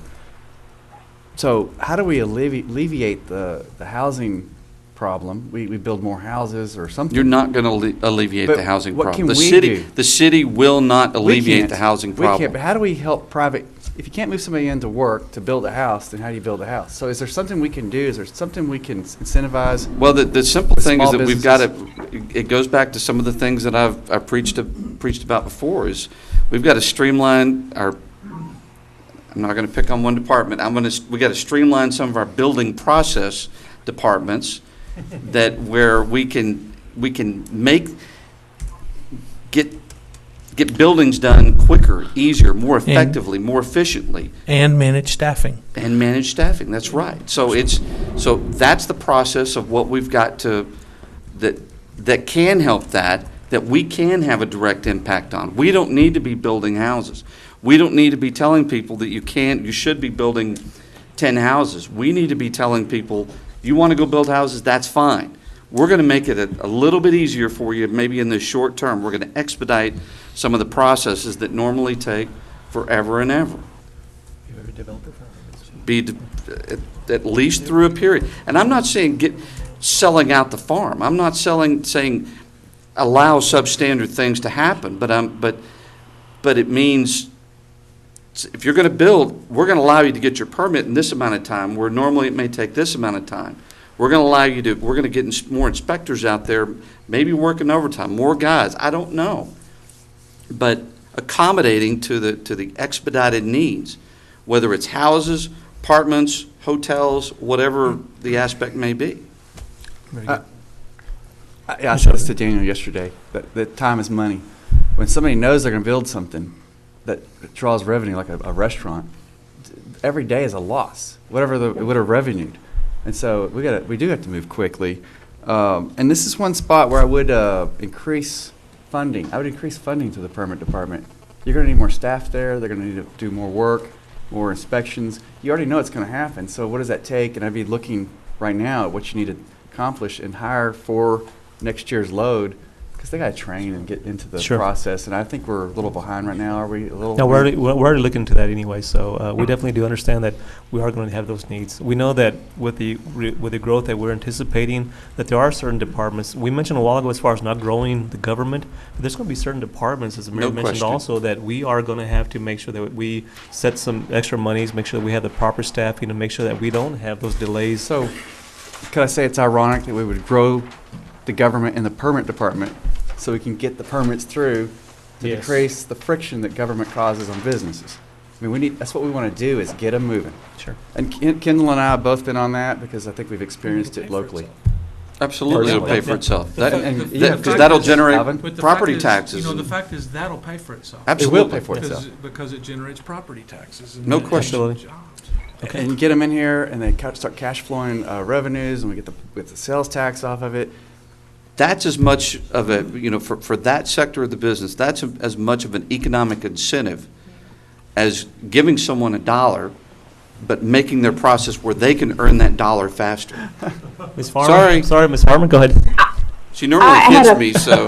Yeah, you tap the microphone. I had a follow-up to Kendall and Daniel's process about speeding up the process and permit and whatnot, but don't you think that it has to do, we could cut a lot of time if we knew how long it took that inspector to inspect, whether it's a lockout, the slab, what portion of the house is done, how much time it's taking them to go to and do whatever assignment is. If this assignment takes 30 minutes, but it takes 2 hours and 45 minutes for him to complete it, shouldn't we be looking at the efficiency of our employees to cut that time? Absolutely. I agree, absolutely. We have to look at the process, the different steps that we take, like in inspections, and is there something that can be reduced? Is something being eliminated without reducing the quality of that inspection?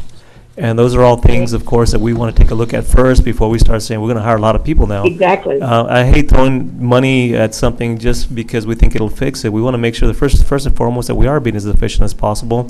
And then, of course, we know that with the growth that we're anticipating, we are going to need some additional staff. But first things first, let's make sure that we are being efficient. I have a question to either Rick or Michael Dane. What is the Brownwood Chamber of Commerce doing that we're not doing? Because they seem to be getting all these big name companies in there. What have they done in the past? Do you know? Have y'all even visited or researched, the 3Ms and heaven knows what else is out there? But little old Brownwood is doing something that's working. Keep in mind, a lot of those businesses have been there for many years. But something brought them in. I know. Agreed. I was given a lead, and I haven't followed up on it, but they did have somebody come in and look at how they market their city, how they present their city, and they spent some money on it. These guys fixed them up. Look, this is how you do it. And so you're telling me now there's results. Mm-hmm. So, okay. I think I better make the calls to Brownwood. But be careful that, again, remember what you just heard. I mean, 3M has been there for decades. So don't don't tie the things together. And I'll look at, somebody told me to look at it, they really went into it. But why does it have to be Paul Alexander? Why does It it have to be anybody. Jim? No, Jim no, no. Nichols? You can, I know somebody that lives Staff's there. job That's why to I do say that. I know somebody that, we have I know some people that can do we have that an apartment too. complex there. We have a manager and part owner, and then we can go and ask questions. Well, something's working there. We all so should that's look what- at. Okay. I'd be interested in finding out what it is. We'll put our calls in, absolutely. Hey, if So anybody's doing something better than San Angelo, Texas, let's go find out how they're doing it. And Tyler, Texas is a target city. Just keep in mind that, again, I think, we're looking short-term and long-term type aspects. The short-term, in my opinion, is the aspect of what I described, and that is to help local businesses with the business they're doing, small businesses, that what they're doing. Number two, then helping speed up some of the process for the permits and inspections and such, for that. To me, that's the short term. Long term is absolutely, we got to continue on the strategic plan. We've got to be, looking at the entire marketing plan that the chamber's going to be presenting, establishing all those metrics that we can monitor and check, and keep them accountable. Because, they are going to these things, but what are we getting from that? And, some of them, yes, you got to go to get your name there, and it takes a long time to get a payback on that. But, there should be some kind of return on that. But again, kind of breaking it down into the two sections, short term, 3 to 5 years maybe, and then long term is really the beyond 5 years. comprehensive plan type stuff that we have to update anyway. I know that I definitely understand everything that y'all are discussing. I think you're right on the money. I know that with the oil play in our area, it's really easy a lot of times to just sit on your laurels and say, well, the money's coming in anyway.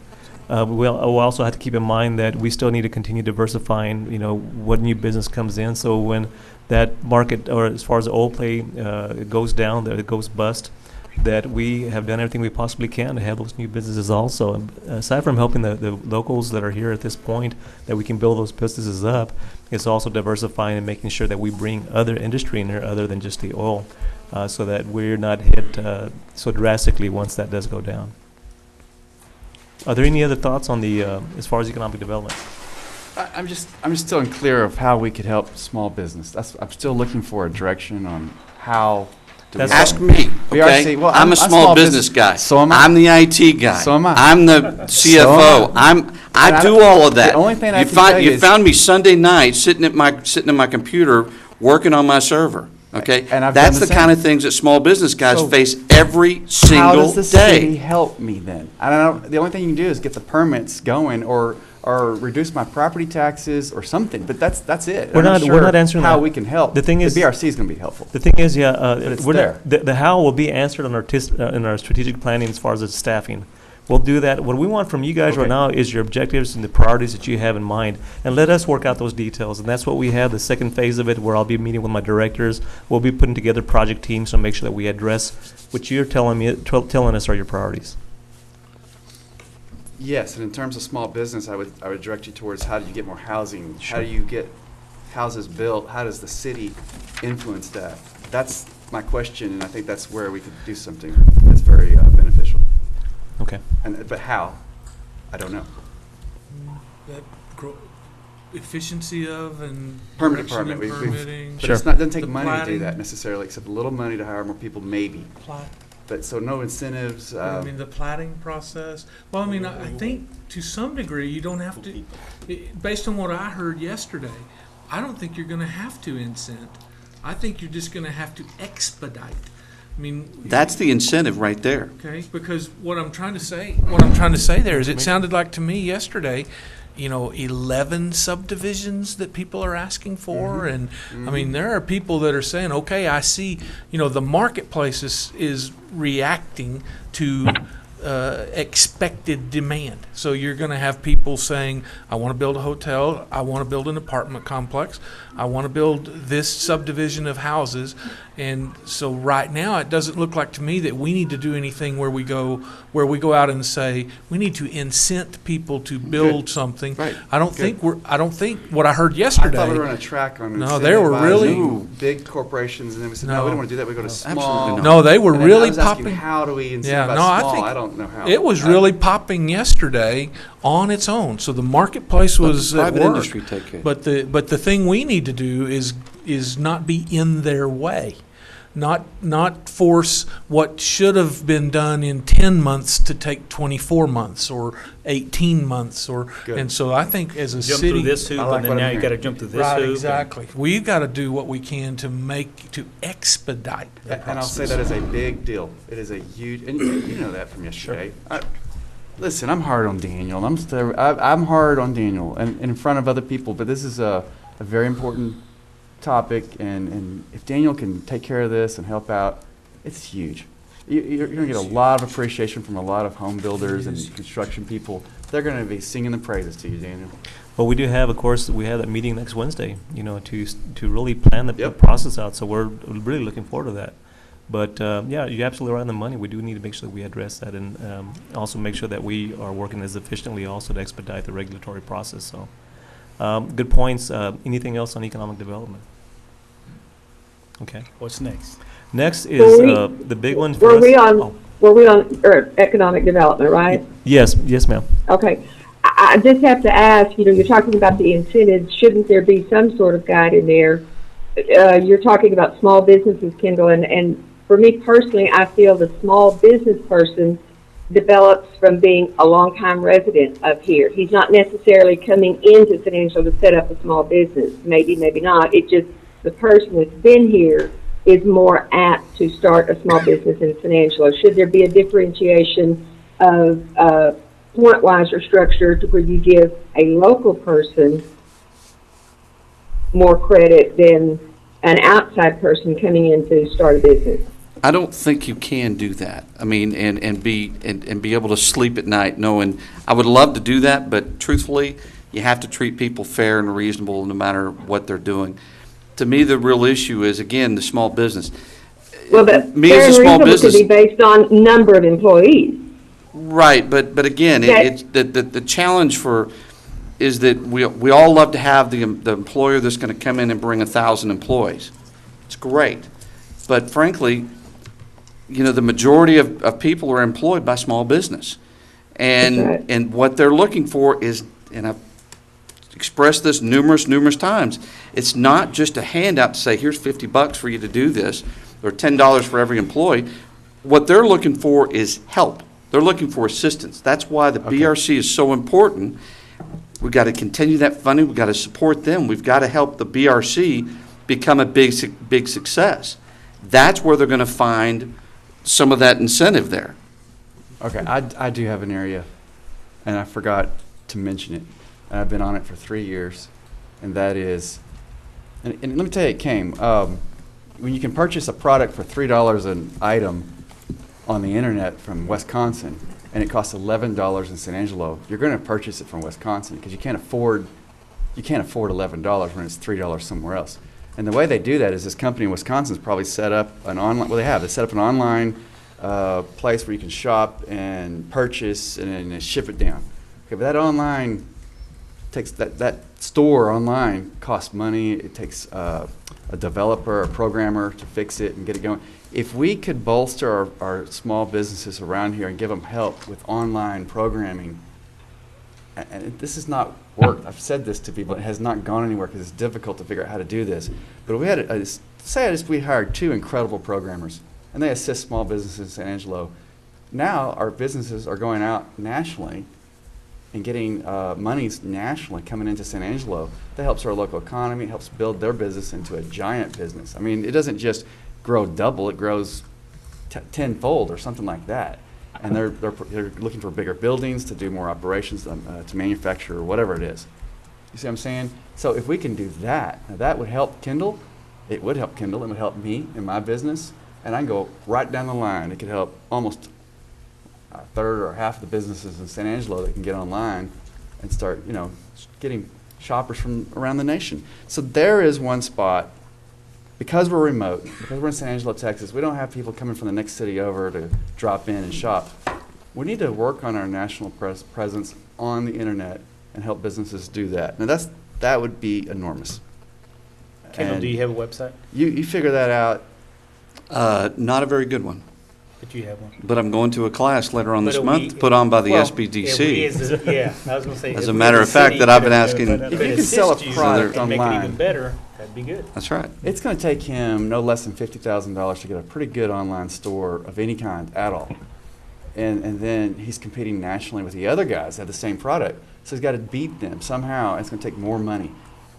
200,000, something like that. I mean, you saw our website cost. I mean, it's expensive to compete nationally. You got to have a really good set of programmers. There's not a lot here in San Angelo. Okay. So we're at a disadvantage compared to other cities.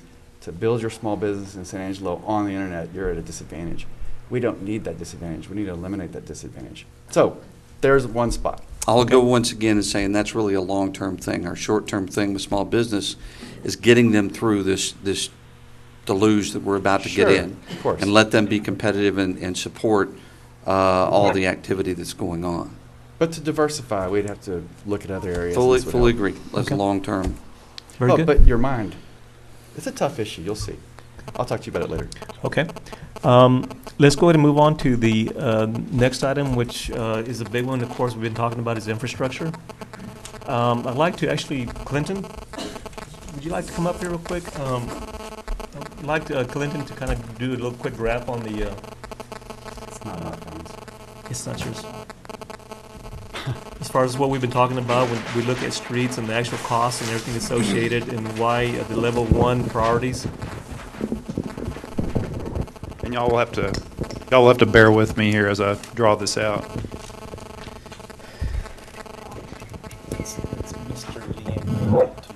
As we talk about streets being a priority, a lot of times council has asked on different occasions, what is the top priority? Where does Bell Street fall on the priority list?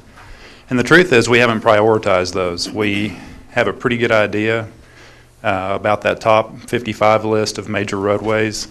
There are a lot of those that need to be rebuilt, but there are a lot of them on that list that could also, probably stand just a mill and overlay, which is a much less expensive process. So as we start looking at this process to really drill down and make our priorities, I want to kind of lay out what we're looking at and how that process develops to make it a little bit more understandable for you. I'm going to start with a street life cycle curve. And I'm not the artist that Michael Dane is, so bear with me here.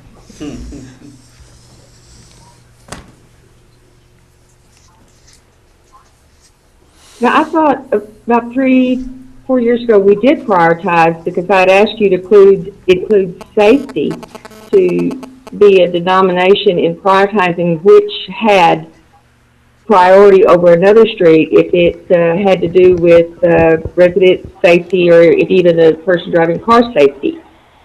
Right, and it's not just all about pavement condition. There are a number of other factors that will be considered into that overall prioritization. And I thought we did put them in order. We all pitched for our districts, but we talked about the amount of traffic and the different things that I thought we did. Here, while he's Put them in. drawing, I just looked out in the audience and thought of 2 more things for your economic development. Okay.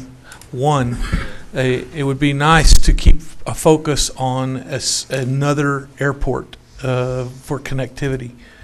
Okay, so Houston, particularly if this continues to be an energy type of boom, we have to keep an eye on Houston as a connective city. Okay, so the fact that we only have Dallas for air service, we don't want on an economic development basis. We definitely need to keep an eye on that.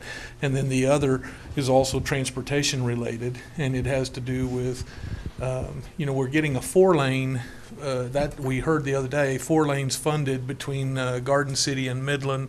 So you're going to end up with a 4-lane. It's Sterling City and Midland.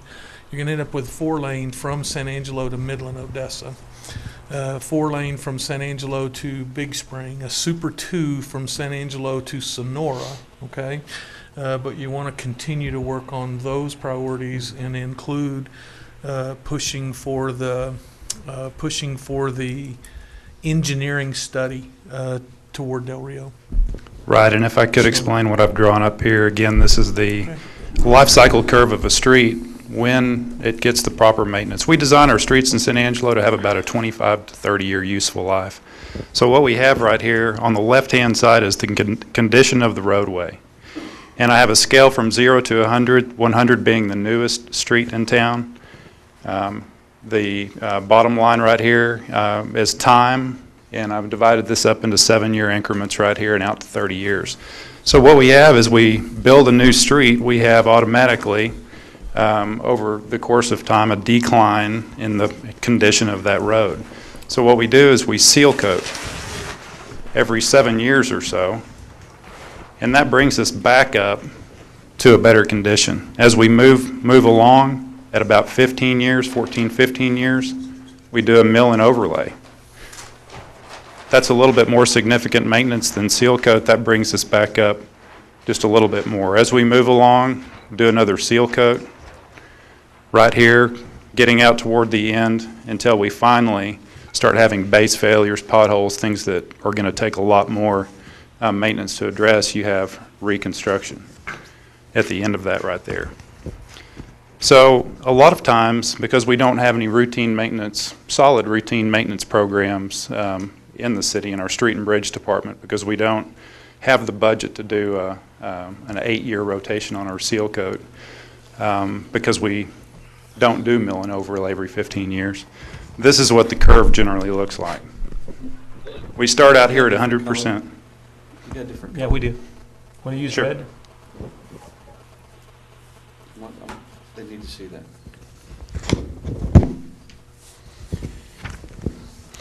So we start out at 100% right here.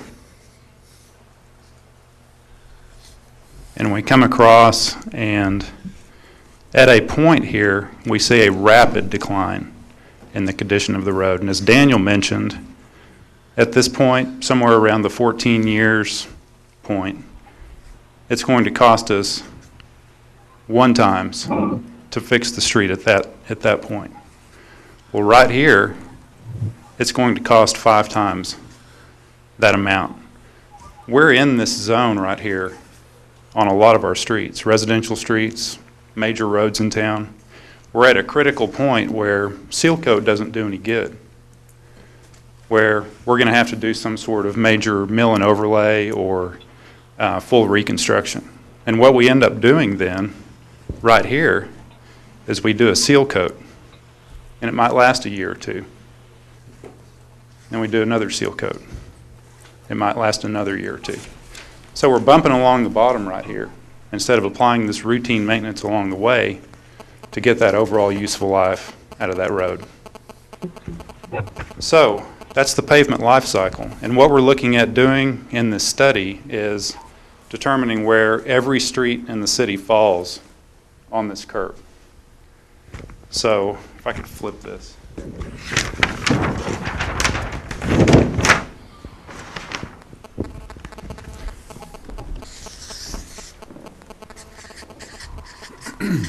So what we're going to end up with is all of our streets in one group.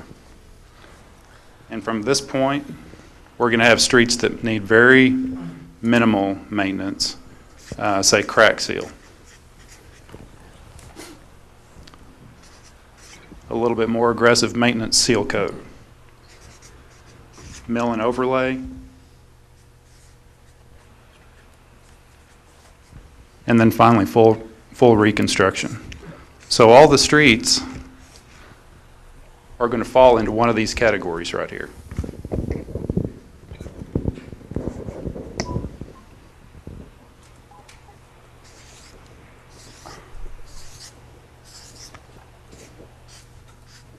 There's one more category in there. There's streets not needing maintenance. They're brand new. Right, and that's this one over here. Okay. Right, that aren't going to need much, but are still probably going to need a crack seal within a year or so. Okay. So these are the major categories that I'm looking at here. There are going to be X% of the streets in this first category, X% in the second category, and so on. And if we're looking at a 7-year plan,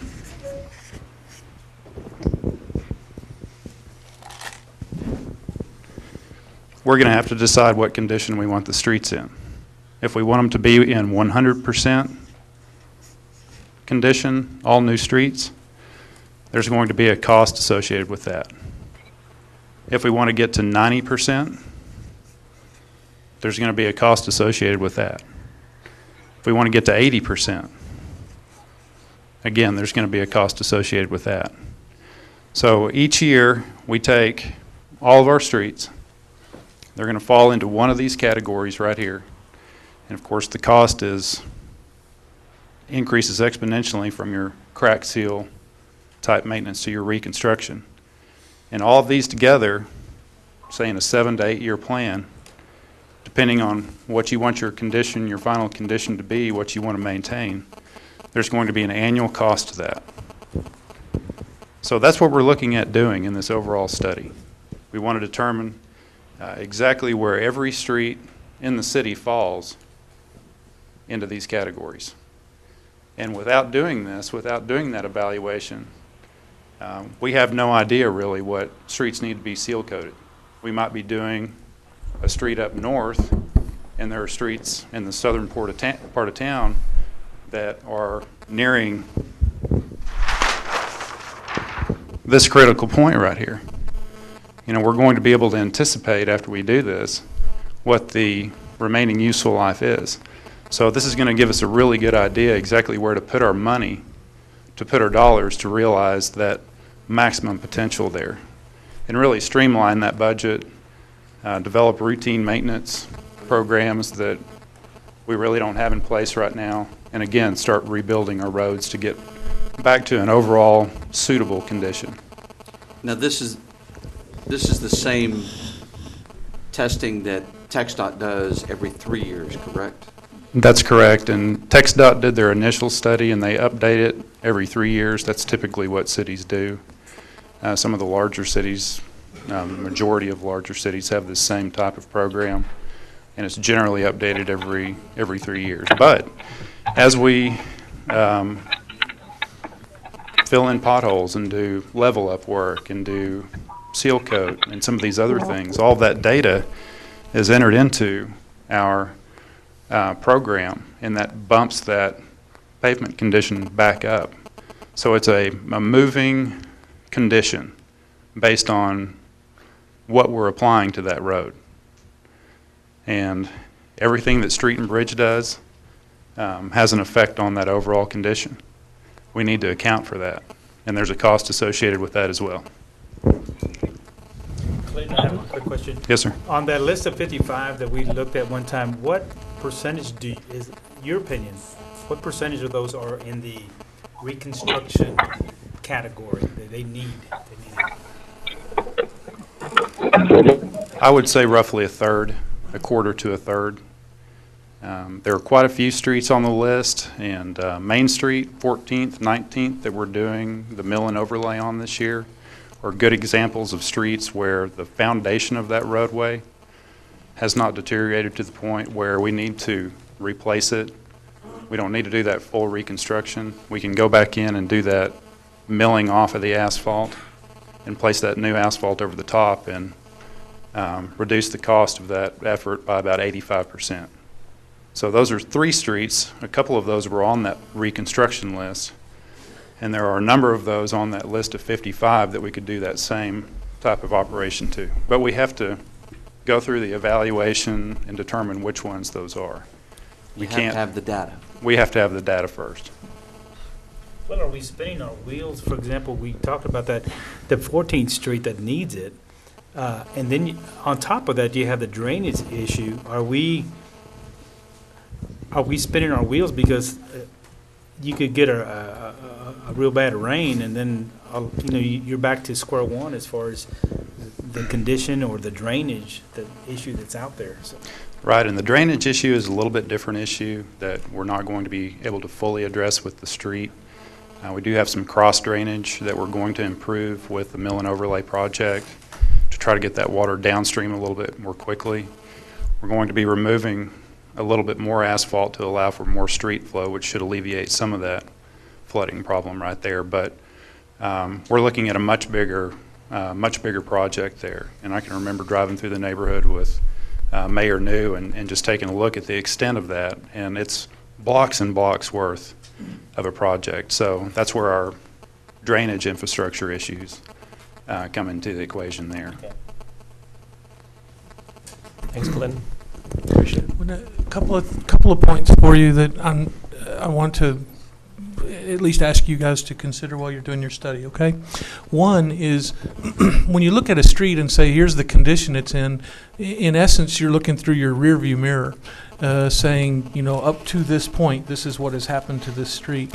There will be some streets that you look at that you will know based on current activity that what's going to happen to them in the next few years is going to be exponential compared to what has been happening to them. So, you know, for me, I've pointed this one out before to you, but it's that, I think it's North Bell going up to around 37th out there. Okay, and that street has so many trucks on it, and because of sand trucks and the addition of a sand truck yard and some activity trying to take things on and off of the railroad out there, that problem is getting worse quickly. And so bear in mind that just looking in the rearview mirror isn't all, right. So pay attention to the idea that this road's in, you know, this bad a shape right now, but because of new use, it's going to be in much worse shape sooner than the road over there. Okay. Right. And and then the other thing, Mr. Bailey, that comes to mind, and I trust that you'll do that. I'm just giving you a reminder. The other thing that comes to mind, somehow you might want to do something where you're paying attention to where you've been. Some kind of I'm thinking of something like, you know, on the sidewalk plan. There's a different legend, and it basically, if it's solid in a certain color, you know that's new sidewalk, and if it's solid in a certain color, you know that's unrepaired sidewalk, and if it's dotted line, you know it's about to be repaired. Or I would ask that you do something with the city, particularly the main arteries, the College Hillses of the world, the Sherwood, not Sherwood Way because that's a state highway, but the main city streets. That you do something like that so that when you look at the map, you can kind of go, look, we're spending all of our energy here. We're not taking care of this neighborhood, or you know what I mean? So that the squeaky wheel doesn't get the grease, but the place that needs it gets the grease. And there's some kind of objective, where are we doing this work? Okay. Right, and that's exactly where we're going to get to. In fact, that's the final product that we'll be receiving after this data dump. We'll be able to incorporate all of that information into our GIS, and if we want to know what streets have 5 years of life left that are anything greater than a residential street, we can turn those on in blue. And the addition I'm asking for, though, is what's just been done. So, you know, 19th Street from Bryant to the railroad would be indicated as just done. I'm wanting you to kind of be able to see, here's where we've spent our money and our energy, and just make sure that, again, that it's not just the squeaky wheel that gets all of the activity, but that everyone in town gets some of the activity. Right, and as soon as that project is done, we account for that, and we're right here on the curve, so that priority changes automatically like that. Regarding the number of and increased truck traffic, that's another factor that enters into the equation that develops this exact curve right here. And traffic counts are done in anticipated development, traffic counts associated with that. So those are all items that are included in that, and so we'll be able to anticipate what that useful life is. Yes, sir. I know that we would all like to see Great Creek Roads or Lakeview Heroes drives all over town, you know, as far as the material that was used there. But remind me, on the list of 55, one stretch of road that I see is from Harris Avenue from Main to Bell. Is that on that list that I don't remember? Because the reason I ask is because a lot of the PD uses it a lot and the fire department use it a lot, and it's a rough road. But I was trying to reach back in my memory bank and see if it was on there. Which street? Harris Avenue from Bell. Michael got it, so you can make sure you look. Oh, from Main street to Bell from Street. Harris to no. Right, and again, every street in San Angelo will be on a list, whether it is to be seal coated, milled and overlaid, It's on the fully list. reconstructed. Number 19. Right. as of 2011. Exactly where those priorities lie for reconstruction or otherwise will be determined. What I want to make sure is that while we all have roads or streets, and you're exactly right, I mean, that we all want to see, and what I consider a priority versus what you consider a priority, you know, I think that's important to have that feedback, but at the end of the day, the study you're doing, to me, is the most critical, the most important thing, because we have to have data. We've got to have metrics. We've got to have the numbers that say, you know, while I agree with that road, truthfully, we can, that, before that is worthless road, bad choice of words, but before it comes down to the bottom of that curve, I mean, we've got other ones that are going to hit there much faster. Sure. And so that's where we need to be doing, and the only way to do that is the data. So, Right, and I hate to say this, but what we're after here is to try to take politics out of the equation when Absolutely. we're developing the priorities here. And what Shane and I have been talking about a lot is what efforts the Street and Bridge Department has been doing to maintain roads. You wouldn't believe how much we spend on potholes every month. It's staggering. Well, So that's a great idea, but you don't forget my street. it'll be on a list. But Shane and I have opened up the lines of communication and working with the Street and Bridge personnel, and I have to understand what their needs are before we can rebuild anything, and we really have to get those routine maintenance programs where they need to be before we rebuild anything. So you'll have that study for us next week, council meeting? Or? Not quite Yeah, next it'll week. take a while. So this study, to me, looks like a spreadsheet. Every street, it's one line, and then it tells you where it's at on its life. And I mean, I can just see that. Here's what I said to Harold a long time ago: is I want to stand on any street that we own in San Angelo and be able to look it up and say this street will be it'll be replaced in 20 years at a cost, current cost estimated at this price. And what I said to him is I'd like to start putting money towards replacement now, to where this money is always flowing out, and we have a plan that we replace streets in this order, and it all works out. But that would be incredibly planned out, but it could be done. Right, and be more effective, more efficient if it was. Right, and I can provide the entire council with some information, background information on what data is collected and how that is presented and what forms you can view that. But it's very easy to understand. It's not a big spreadsheet with 2,000 streets on it. It's a map where you can turn on any kind of condition you want and take a look at that right now. In fact, you can use it on your phone. Our GIS maps are available online. Yeah, and I have it on my phone, and I Right. suggest other council members get it. But what I'm looking for is the current situation is such that we need a lot of money. Because, I mean, I've got a picture of Industrial Boulevard, a little street behind Stadium Park Shopping Center. It's a disaster. You can see the pavement coming through. After a rain, a little light rain, you can look at any street in San Angelo, and I sent this to you, Brian, in the back if you want to put it on the screen, but you can see the spider web. And then there's some white caliche coming through it. Well, that street is gone. I mean, we have a problem here. This is a big expense to fix it. It's industrial. It's not a safety problem, and it's not heavily traveled. This is going to be left to the side for a while, I have a feeling, because we have problems like Bell Street. So I would say that this street problem is a huge, major problem. It's one of our biggest issues in San Angelo.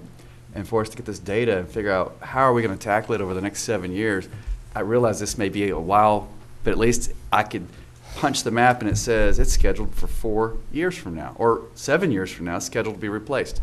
Because we have a plan, it's going to be very expensive, but this oil boom should provide the funds in which we can execute a plan, whereas we've had very little money. $2 million doesn't hardly scratch the surface. Right, and we will be able to view that information readily like that, so you can make that So determination. we're going to be able to pull up our maps, GIS map, select a street, and it'll spit out the information don't know where it's at. Exactly how that's going to work, but you'll Give be it able to to view Mike that Smith. graphically. Right. He'll figure it out. And we've been talking a lot.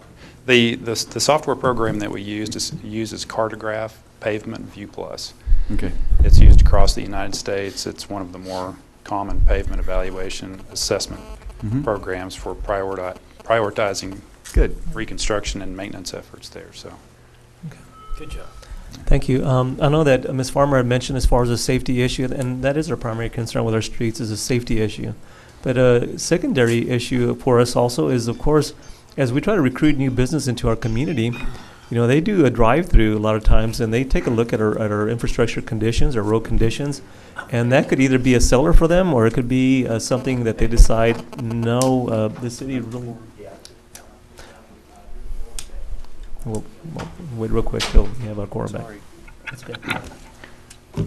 Take a little break. Well, it costs money for some of us to be on the city council. Yeah, quorum. I'm just saying that this is, I just want people in the public to know that we sacrifice. He's got to take care of that. Yes. No quorum. It is. It's right. She cannot accommodate the quorum, right? Oh, is that right? We have to have No, a quorum present, we have to have a quorum present, and then Ms. Farmer can be added to a quorum that is present. She can't, in the she doesn't building, justify quorum? But she can't become the quorum, so that. I didn't know that. That's what's going I on. can't do what? You cannot We like you, become you're not the quorum that makes this meeting possible. You can be but added, we don't but you like you can't. enough to be a quorum. Yeah. Y'all are taking me to executive session with I'm sorry, I had to take that. Did you say executive session? Man, you shut the whole process What? down. You shut it down. And Yeah. it is doomed. We could just be done. Yeah, we could just leave. Okay. Clinton, thank you. We appreciate it. Good job. Good job. We have also another big issue that's come up numerous times, of course, is the police department, the building. And I know that the chief is here also. If you have any questions, I know that Mayor talked a little bit about that a little while ago as far as some of the options that we may have, for that building. But that is something, of course, that I'll tell you right now. The chief took me for a tour of that building a month and a half ago, a couple of months back, and I was really surprised with the condition of the building. It just really requires not a lot of work, but we just need to go somewhere else. And I know that I've heard it numerous times from all of you also as far as that is a priority. I don't know if we need to speak too much on that subject other than say that is a priority and let's find a way to make this happen. I think we all would concur with that. It's made your list. It's already up The there. only only issue was, you heard just now, there's $55 million worth of street issues and this and this and this. And so when we hired the architects and they came back and we ended up with a facility cost that was really high, it stopped the process.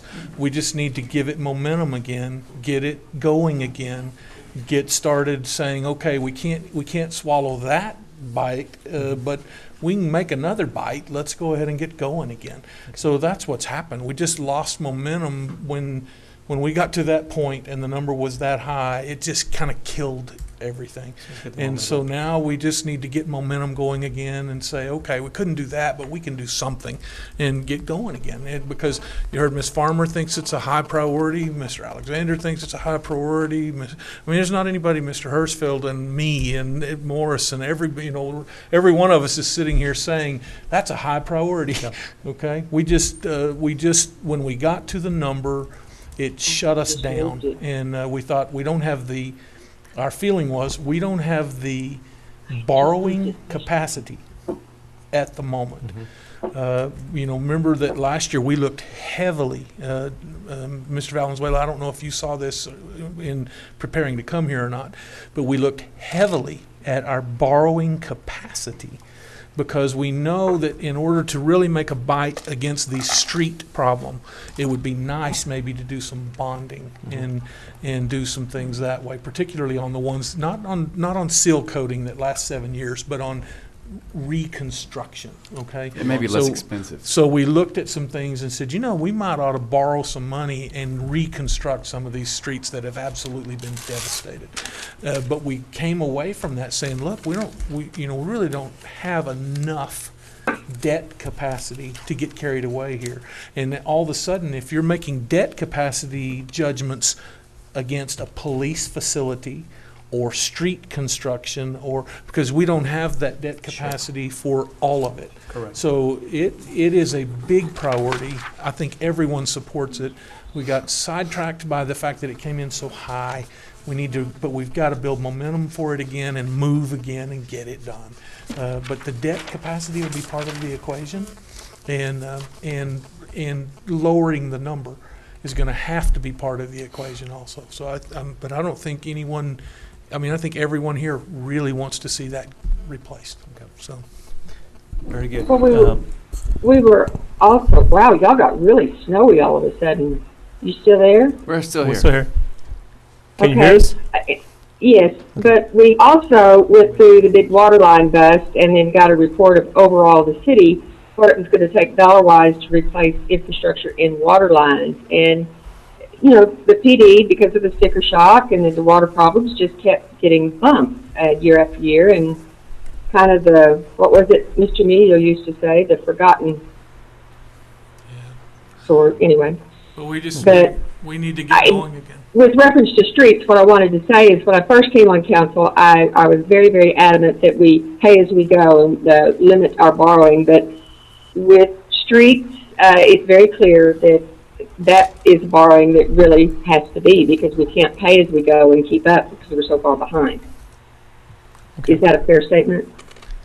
Well, we'll definitely be assessing that to determine whether that's actually the case, you know. So I know that we have a lot of needs at this point. As I mentioned a while ago, and that's $450 million in needs as far as different projects, capital improvement projects. So that's why I just would definitely want to make sure that we're prioritizing and understand what those priorities are.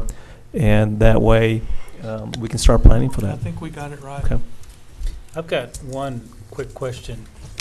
I'd like to backtrack to the streets, because there's folks out there that think that this council doesn't understand the streets, the condition, and we do. We know the condition, the bad condition some of these roads are. But I want to set the record straight once and for all, and it's been said before, the 1/8 cents bit of the half-cent sales tax, how is that going to work, or is it not? Does it have to go to the election? What is the bottom line on that? So just to educate the viewer out there. It requires an election.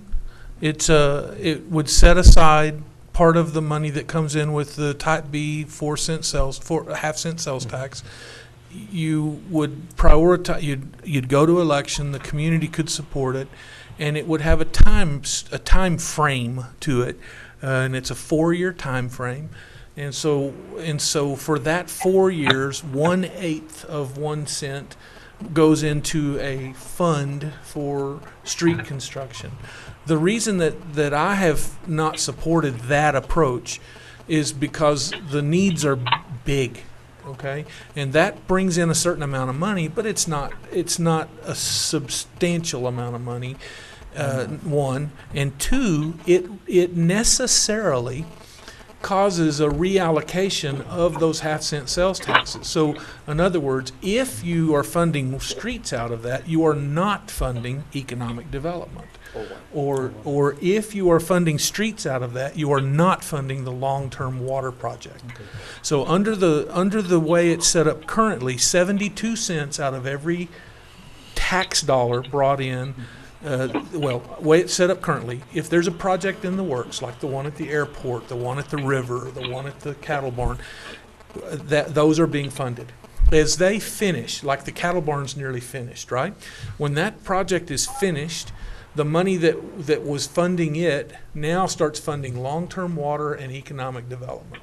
And so I don't want the street issue to be competing for the economic development funds, yes, and I don't want it competing for the long-term water funds. So I personally would rather just say, look, if we are going to borrow money or if we're going to fund this, let's just fund it. I mean, do it out of general funds.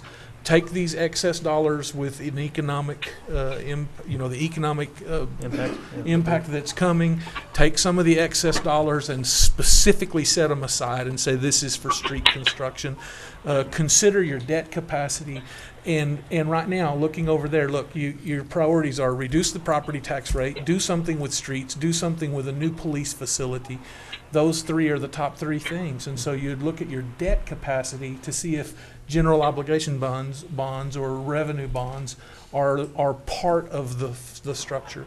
But my own opinion is that going to get a vote to have money for 4 years that is by its very nature taking money Take it away out from- of long-term water and out of economic development's not the right way to go. Well, but so that's and my some people are I going to totally say, agree. but I'd explain it a little different. But some people say it is economic development to fix your streets. Okay, but what I'm saying is, and I tell people this: if you fund $14 million on the river, and you know all the different projects we're doing, they've all been we owe money.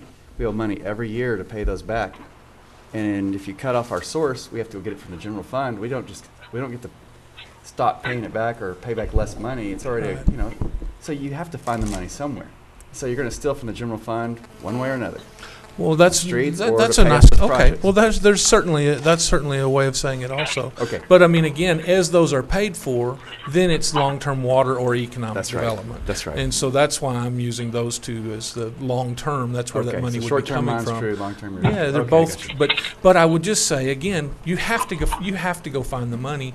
Let's not find it that way. Let's Mm-hmm. just have the courage to find it another way, either through debt or through general fund set aside or through, find the money and find the same amount of money, but leave that money doing what it's already doing. That's all I'm Leave saying. those buckets alone. Yeah, That's how I would do it. If we don't have long-term water, we don't need streets. We draw it up and okay.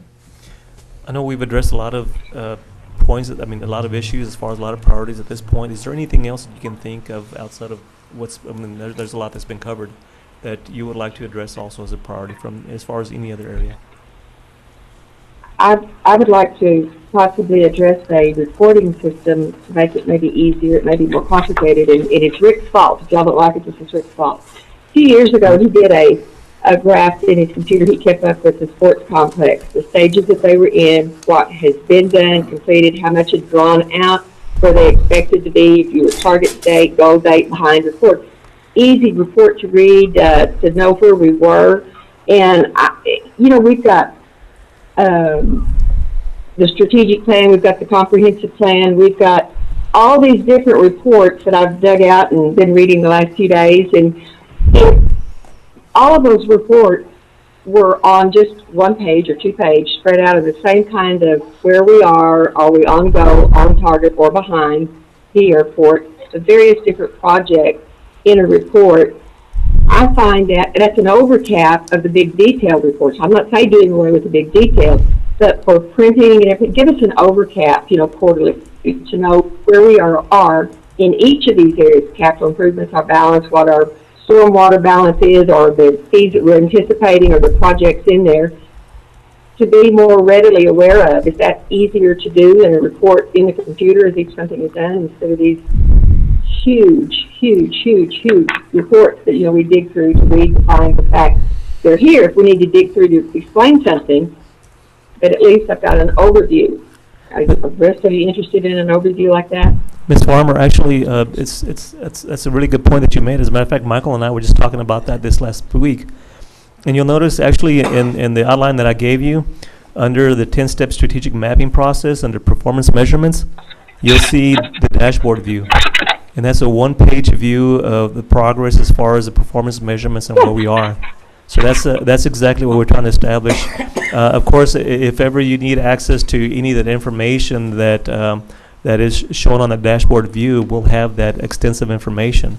But really, in order for us to really monitor to see what progress we're making, it's much better just to be able to look at 1 page and say, hey, we're doing really well at this point. But if you have a question, absolutely, we can go into more detail. But that's what I mean by the dashboard view, is to make sure that all the priorities are not just put in actionable steps, but also in performance measurements that are very easy to read. And it was easy when a constituent called, where are we? Oh, we lost. This time we lost you. Or she's thinking. I wonder if her computer's cold. It might be. It's frozen. She needs a heat pack. It's If it is. I think she's. Okay. That's why I guess the quorum Okay. doesn't depend on her. You Okay. can't trust the. You're okay. How do we know that's I have a priority. How do we know that? Okay. This is already should be past us and is not, but this is, to me, super important for infrastructure, zoning, and things like dredging or other issues at Lake Nasworthy. Gateway Planning's got to get in there. It's overdue. It's just I just think it's not a good situation when somebody can't come in and invest because they don't know what's going to happen around them. And we want to get government out of the way. We have to get our planning out of the way so they can do that stuff. So what's the holdup? I don't know what the holdup is, but Gateway, it's been approved. Gateway's supposed to come in, have public sessions about what do you want, and get all the residents and San Angelo involved, and it's Made just the not list. happening. And we need to, internally, we need to go in And find out. Yeah. But I'm worried about the Klein Shell problem growing, and this gets smothered and never happens. It could happen if we don't. Actually, and AJ does have a report on that too, so. But I mean, I even agree, that's why I was saying earlier, that it's going to be important that we have the self-discipline to stay after some of these plans. That, There you go. okay. Okay. And you paid for them, Oh, we did. so let's run by them. It's Let's go by them. Let's- Let's not, reap the benefits. there you go. You know, and it's people are waiting. There's a lot of things hinged on that thing. Anything else as far as objectives and the priorities? No. I think we're good. Great. What he just said was that we went through item 5 and item 6 is adjourn. So nothing else is on the agenda. I always like to make a motion on that. So moved. All right. Have a motion and a second to adjourn. All those in favor, please say aye. Aye. We're adjourned.